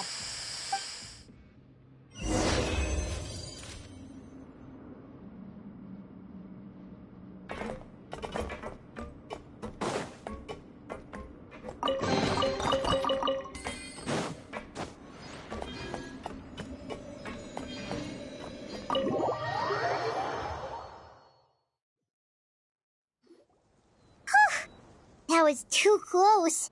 That Potton is a real nasty piece of work. Oh, don't be too quick to sit down. Moving around a little will help relieve the soreness. Same goes for you, Traveler. Oh, but Paimon, you should be fine, right? Flying fast is pretty tiring too, actually. Anyway, that's not important right now. Paimon's still shocked to learn that there's a whole criminal operation going on behind that skincare lotion. Shame I ended up giving the improved version to Potton after finally making it for you. I'll make you some more, I promise. No, please don't. Paimon doesn't want to use that stuff anymore. Still, it was a pretty good job that Paimon wanted to buy some in the first place, huh? It ended up saving everyone's lives. That's gotta count for something. Yeah, Paimon was just kidding. Head nurse, I've done a final head count of our team and the criminals. Everyone's here and doing fine. We're ready to escort the fugitives back to the fortress of Meropide. It's a shame that we didn't find Rawat. At this point, I'm afraid he's probably deceased. What a horrible bunch. Especially that Potton guy. If he had made good on that deal, we'd all be dead because of him. No, we wouldn't. I always keep a whole bunch of antidotes on me for emergencies, and one of them neutralizes that poison gas. We'd have been fine, even if you hadn't opened the gate. What? Then why did you give him the potion? If this is true, I must concur. Sorry to be blunt, but I think you made a bad decision by handing him that bottle. If he changes his appearance and flees Fontaine, it's unlikely that we'll ever find him. No matter how cooperative his accomplices are when we question them. No, you don't understand. I gave him the potion precisely so we could be sure where he'll go next. What do you mean? We gotta hurry. She won't last much longer.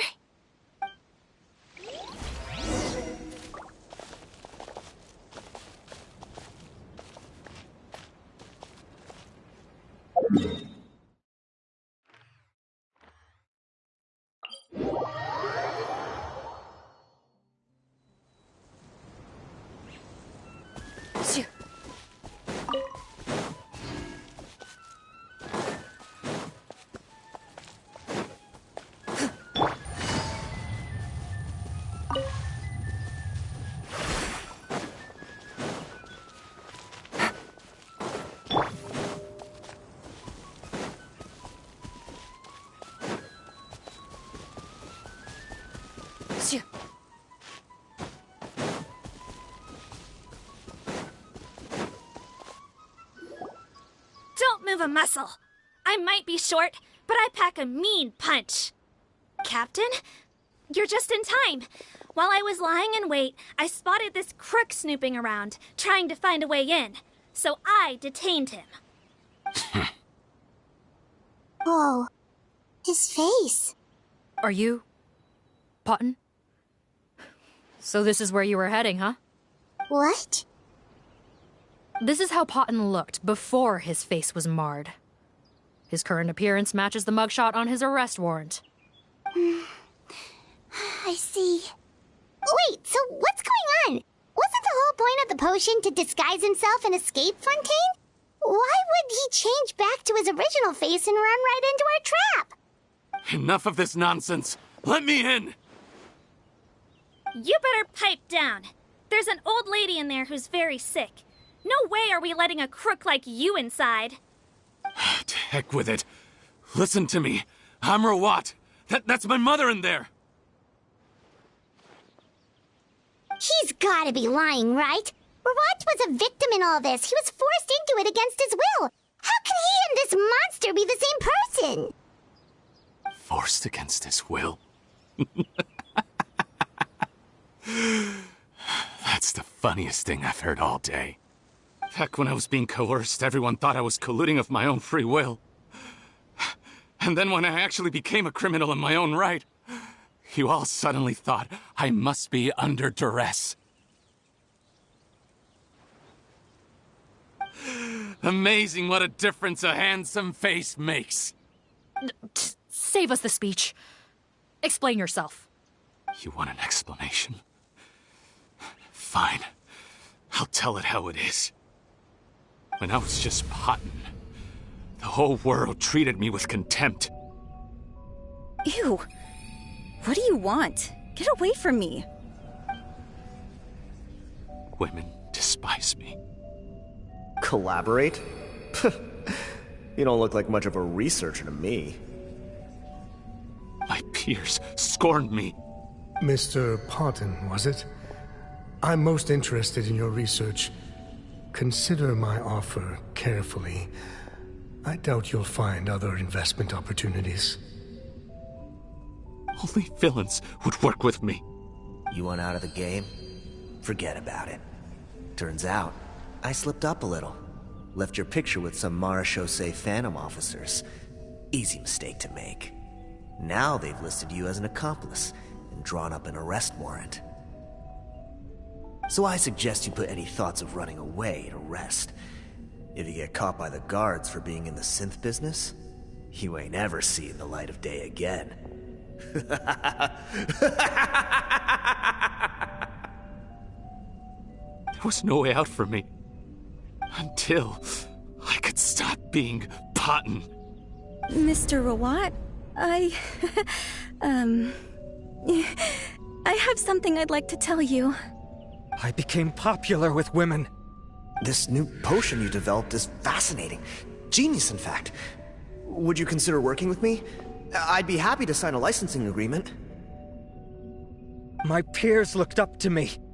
Okay, I'm very interested in your research, sir.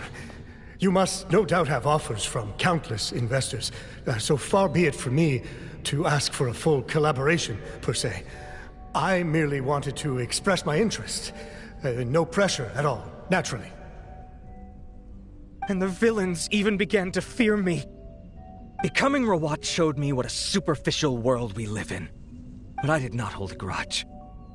After all, this superficiality could be made to work in my favor. Or so I thought. But alas, the world seemed bent on finding a reason to make me despise it. Mother, I'm back. How are you doing? Who are you? I bought the best medicine Mora could buy, but nothing would cure her illness. In the end, I hoped she'd at least be able to see her son one last time before she passed, but when everyone else rejected me, the only person who cared about me was my mother. Then, when I became a rising star in the Fontaine Research Institute, I was unrecognizable to her. I have to let her see me again. Even if it means donning my own wretched, ugly face. Well, is that enough explaining for you? Now do you understand? Let me inside already! Have you ever considered if you'll even be able to look your mother in the eyes after what you've done? You found a way to completely change your identity. You could easily have escaped from them. But no, you chose to keep working with them. Why would I want to give up on such a lucrative business? The profits were dozens of times that of the synth business, and it was all above board.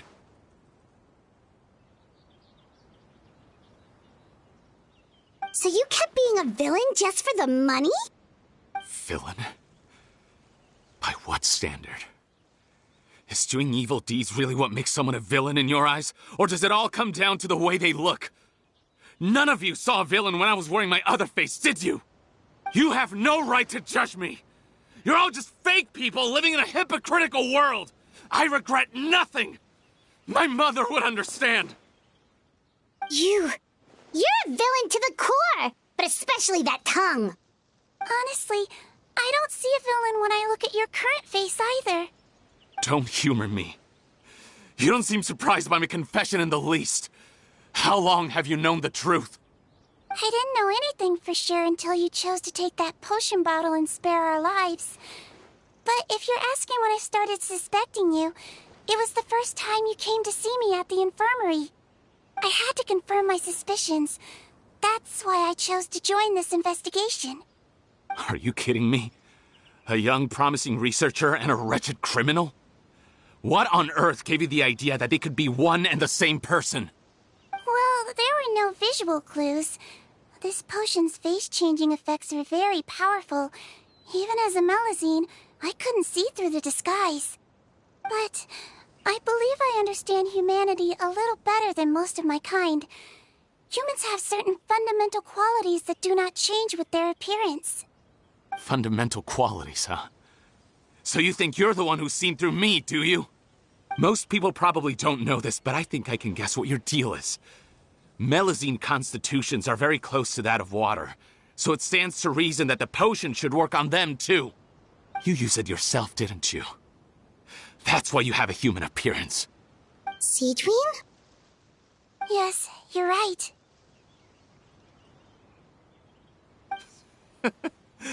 I'll bet it was back in the days when Melusines were discriminated against because of their appearance.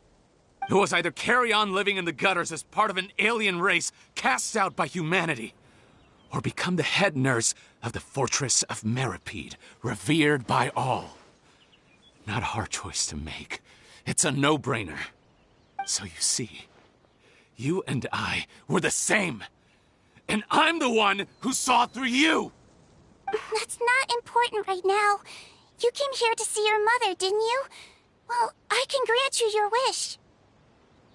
Huh? Head nurse, I'm not sure that's a good idea in his current state. Don't worry. Back in the warehouse when I traded the potion for our lives, I was doing it to test him. He was willing to risk sacrificing his only chance of escaping capture by opening the gate in exchange for the potion. Also, he could see his mother again. If nothing else, his concern for his mother is genuine. I see. So before you arrest him, please allow him to see his mother one last time. The Traveler and I will accompany him. You have nothing to worry about. All right. I understand.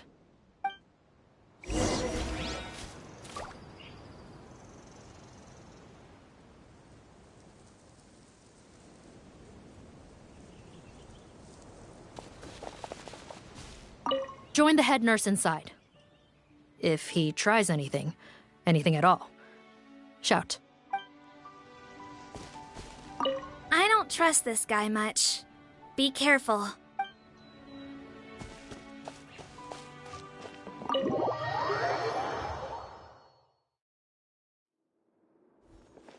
Mom? It's me, Potton, your son. You recognize me now, don't you? Mom, what's wrong? I'm sorry, but I have some bad news.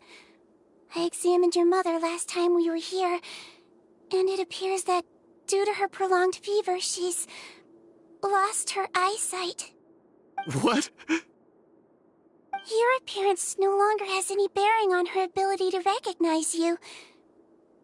But there are always other ways to remind our loved ones who we are, wouldn't you say? No, it can't be. Please, Mom, open your eyes. It's me, your son, Potton. If you really can't see my face, then here, take my hand. Tell me you feel your son's hand. I've done so much to get to this point. Please, you have to recognize me. No. The temperature of his palm must have changed. I'm sorry. It seems I couldn't bring him back to you after all.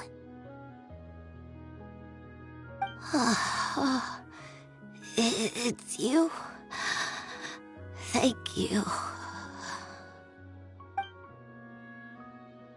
Oh, of course. Mom, why will you answer her and not me? Why? No more questions, Potton. She's gone. Mom?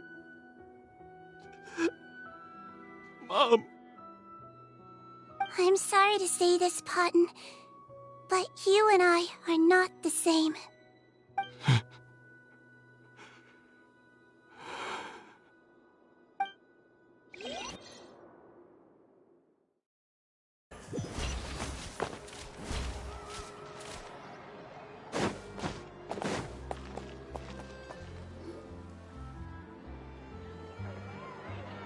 The wait is over, everyone! The sale of our new skincare product, Romaritime Essence, will now begin. Another skincare promotion! And it's selling as fast as last time. Wonder what people would think if they knew what was in the last batch. Oh, Seedween's here too! Hey, Seedween! Oh, Traveler Paimon, hello! Oh, I hope you two got a good rest yesterday after all your hard work.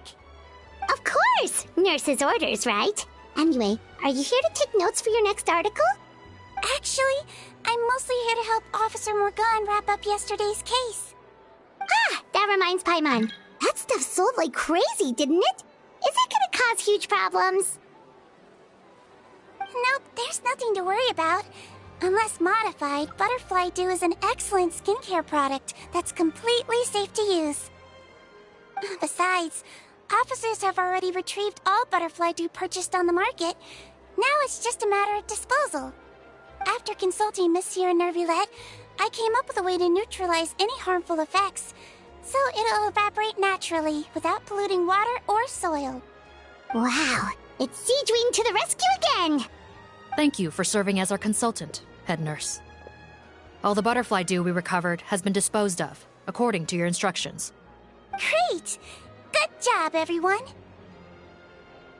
Also, you mentioned you wanted a copy of Rawat's interrogation records. Well, technically, Potton's records. Anyway, I have them with me. Here. After he saw his mother for the last time, it was like all his mental defenses came crashing down. He put up no resistance during the interrogation, and answered all our questions. We learned a lot. Apparently, the formula was something he discovered by chance, while helping the criminal gang produce synth.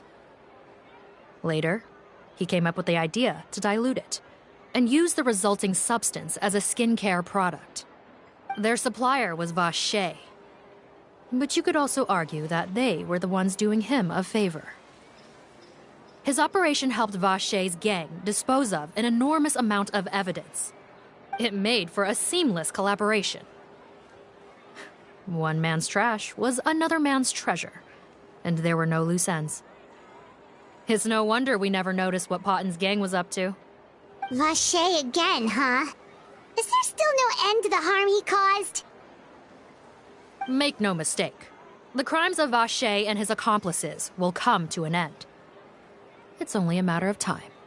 Since the flood cut off their supply of primordial seawater, they've been forced to resort to riskier methods, like using their private reserve to attack people on the street. Naturally, those attempts all ended in failure. After receiving numerous reports, we were able to zero in on the gang and eventually round them up. That sounds more like it. Based on what he told us in his confession, We pretty much had him backed into a corner, even though he made a point of distancing himself from the gang while disguised as Rawat. He tried to throw us off his tail by reporting his accomplices, giving him enough time to transform back into Potton and see his mother one last time. But there was one thing he hadn't anticipated. Even though Potton had been missing for a long time, we were very much still on the lookout for him.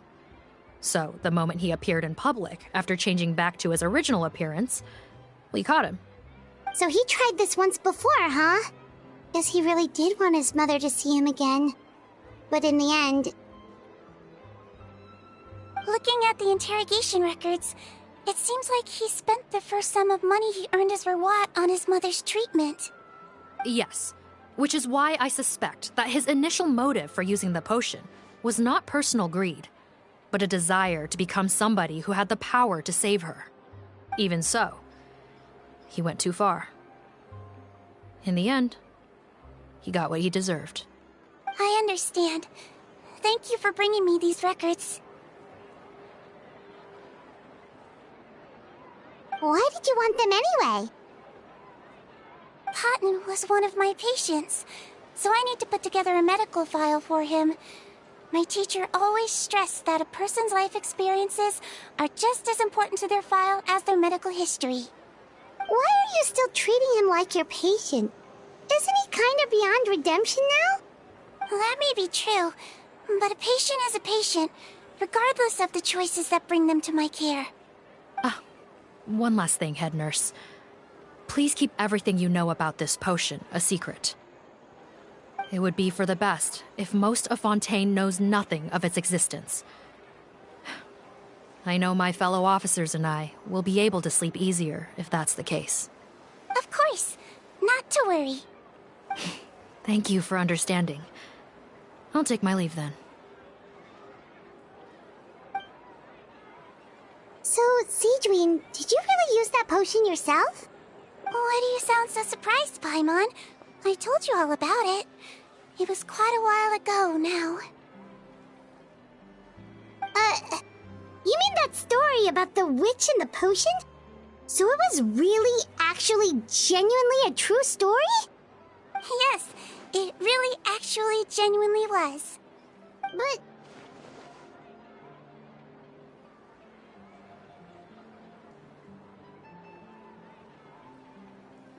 I know. There are some secrets I can't tell anyone about.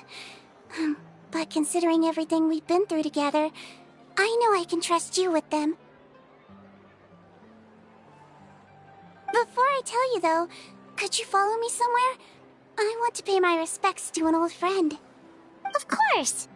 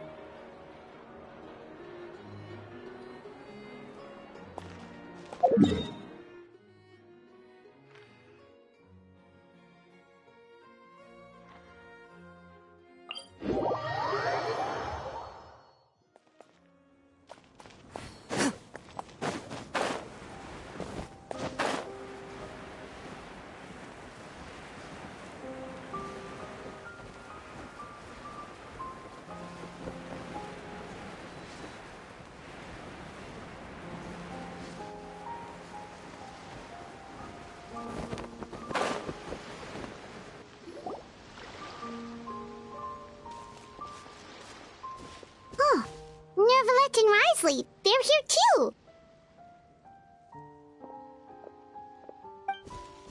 Good to see you, Traveler. Paimon. I trust all has been going well for you? Big news, everyone. The Udex is out of his office on important business.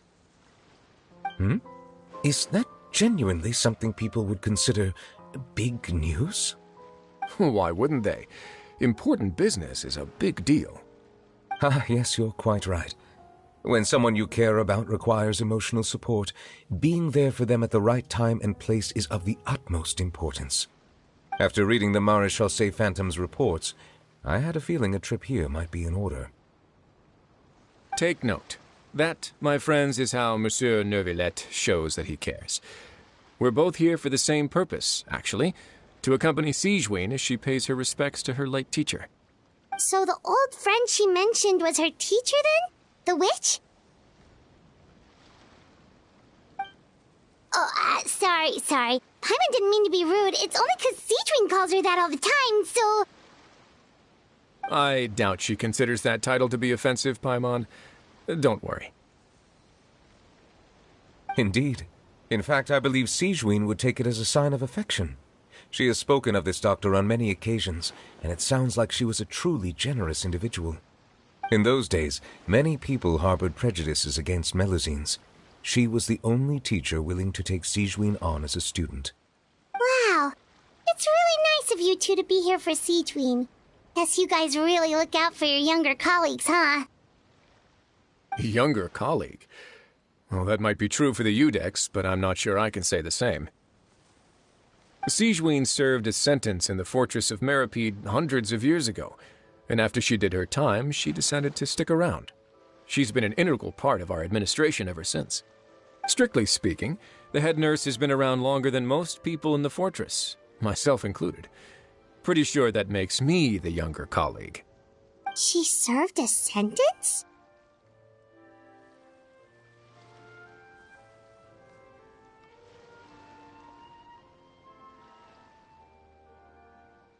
Yes. Long before I became Iudex, there was an ancient law in Fontaine that prohibited any attempt to transform another species into a human.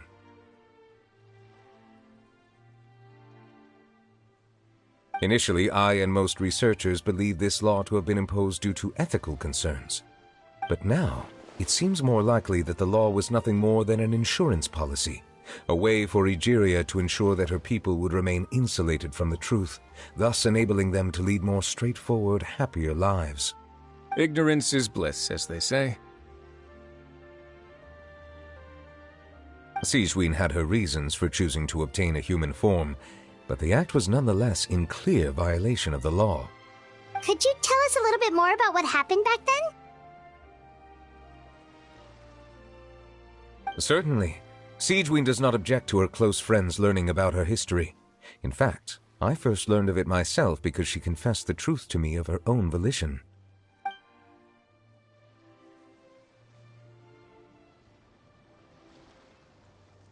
Even with their daughter so ill, they kicked you out?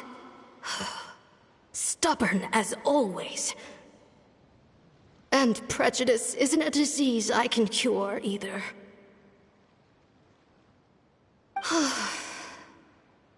Shame that I don't have the energy to get over there.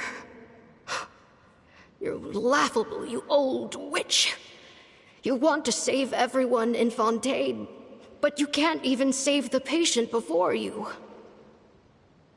Master, what are you... I discovered a strange disease, one I suspect that every Fontainian suffers from. But without witnesses or proof, no one will believe me. I had no choice but to experiment on myself to find a cure, but I hit a wall. And as you can see, it took a wretched toll on me. Then I'll find a cure for you, and then you can go cure her. There's no need. I am beyond saving now.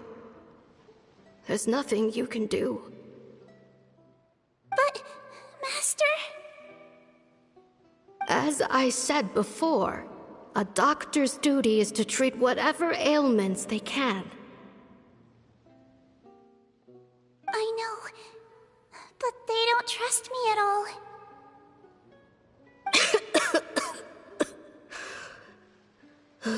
That girl.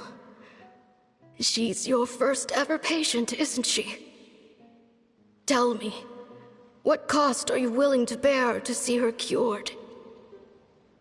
I'll do whatever it takes. even if it means breaking the law and being punished for it. As long as I don't hurt anyone. Yes.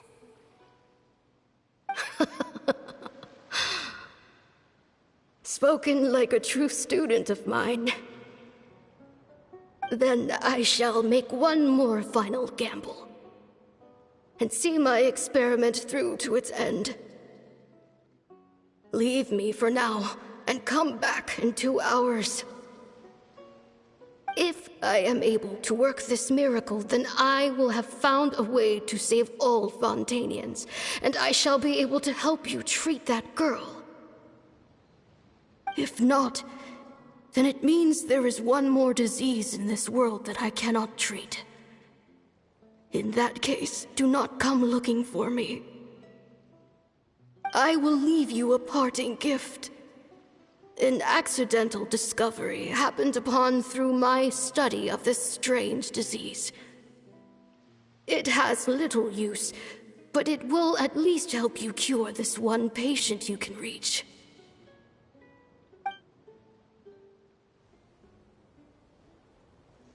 When Sigewinne returned, the miracle had not occurred. She found a potion bottle and a note on the table. After using the potion as instructed, she gained her current form, breaking Fontaine's law in the process. And after I had confirmed the veracity of the events, I gave my verdict. So that's what happened.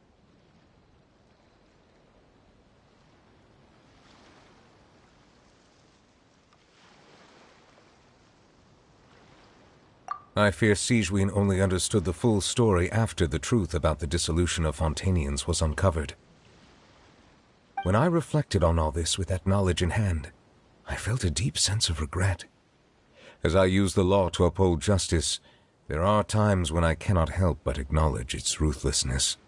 After the final details of the events surrounding Sigewinne's transformation came to light, I checked several sources and, thankfully, the legal code does not require Sigewinne to shoulder any additional punishment. Wonder how she feels about all this. Since she invited you here, I imagine she intends to speak of these matters with you, no?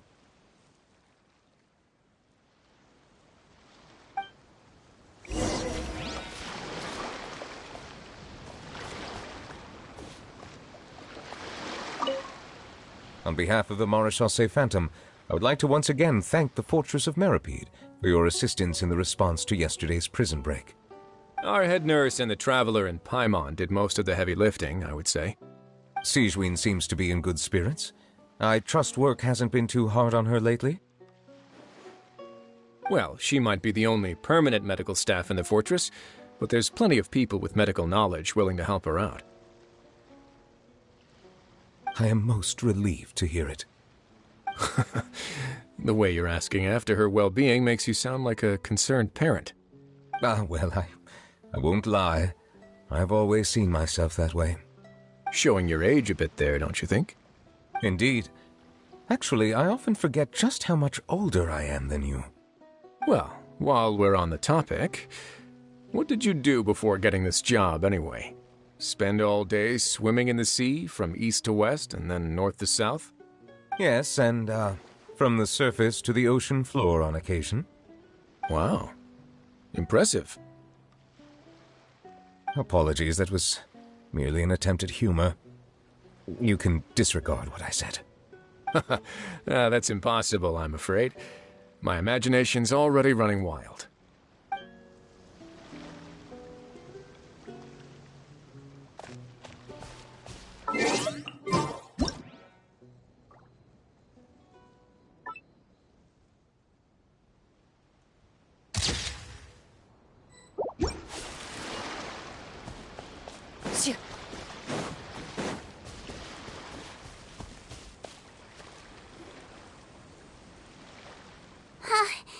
You're here.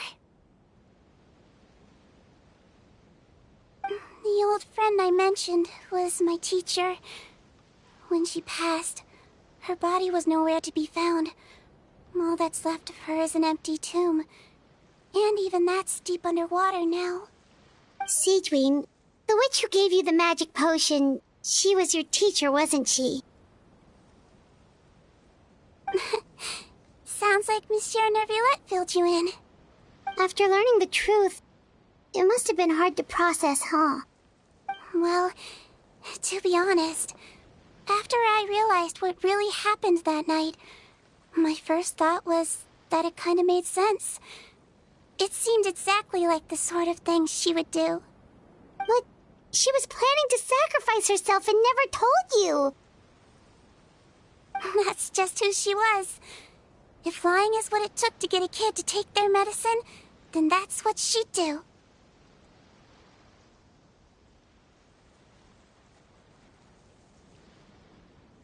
Alright, but why did you turn yourself in? I broke the law, simple as that. My teacher made her choice, and I made mine. True. It's just the way Potton framed it when he was asking you all those questions, it made Paimon really mad. You're not like him at all, and everything Neuvillette said confirms that. And yet, you were still convicted and thrown in prison. It just feels so unfair. Unfair? I happen to think just the opposite. If I hadn't served that time, I'm not sure I would have been able to stay strong when he was questioning me. What makes you say that? I knew you'd be curious. Let me tell you a story.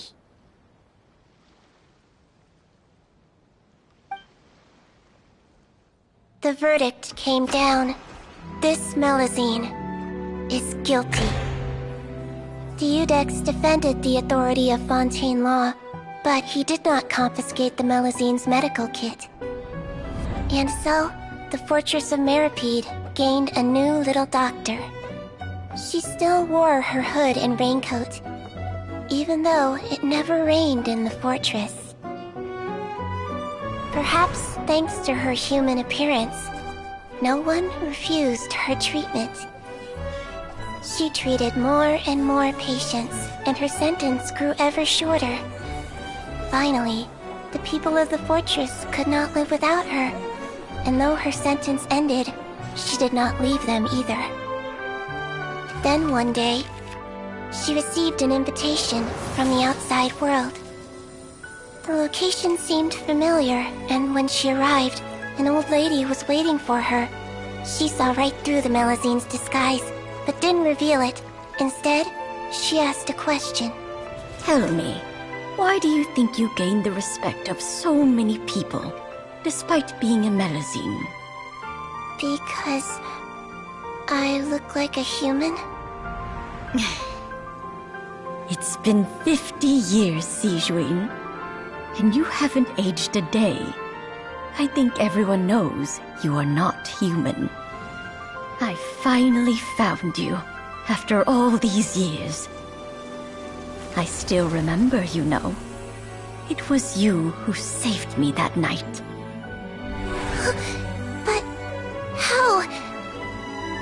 I was no longer a Melusine by then. Does it really matter if you're human or Melusine? I remembered the warmth of your palm. It's quite unmistakable. And you know what? It hasn't changed one bit. You don't have to hide anymore, Sigewinne. These days, everyone wants to make friends with Melusines. And I think that it's all because of you. I'm sorry I couldn't say this until now, but thank you, Dr. Melusine. Now that's an ending Paimon can get behind. After hearing everything Potton said, I wanted to tell him that it didn't matter who he looked like on the outside. But it was too late. The warmth in his palm had already disappeared.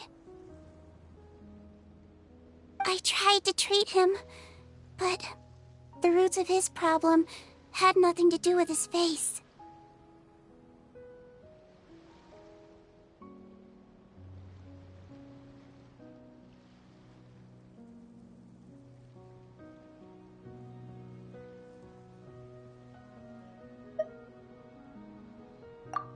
understand. Thanks, you two. I appreciate you being here for me while I talk this through. Oh, it's nothing. Our pleasure. Oh, there's one more reason I invited you here. It's about time I finally give you what I promised. In order to restore the appearances of the face-swapping victims, the Marechaussee Phantom gave me special permission to make a few bottles of that potion. And I made one extra just for you two. We don't need it though. Shouldn't we destroy it? Well, even if you chose to destroy it, I still thought I should give it to you first. You two did so much for me. How could I break my promise?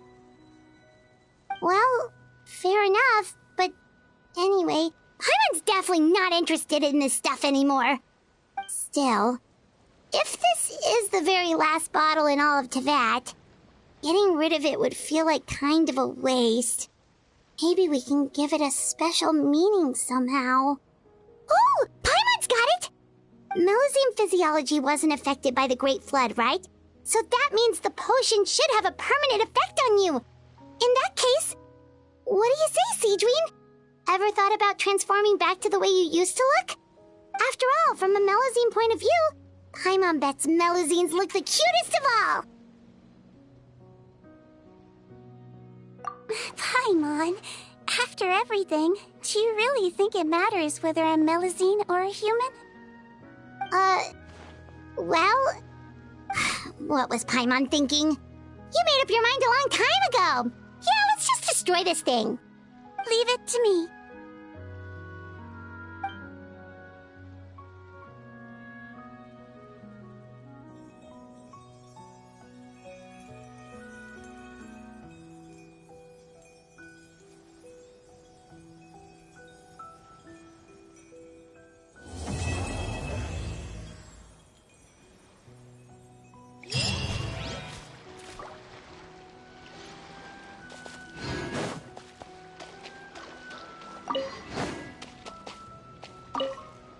I'd like to stay here with my teacher for a little longer.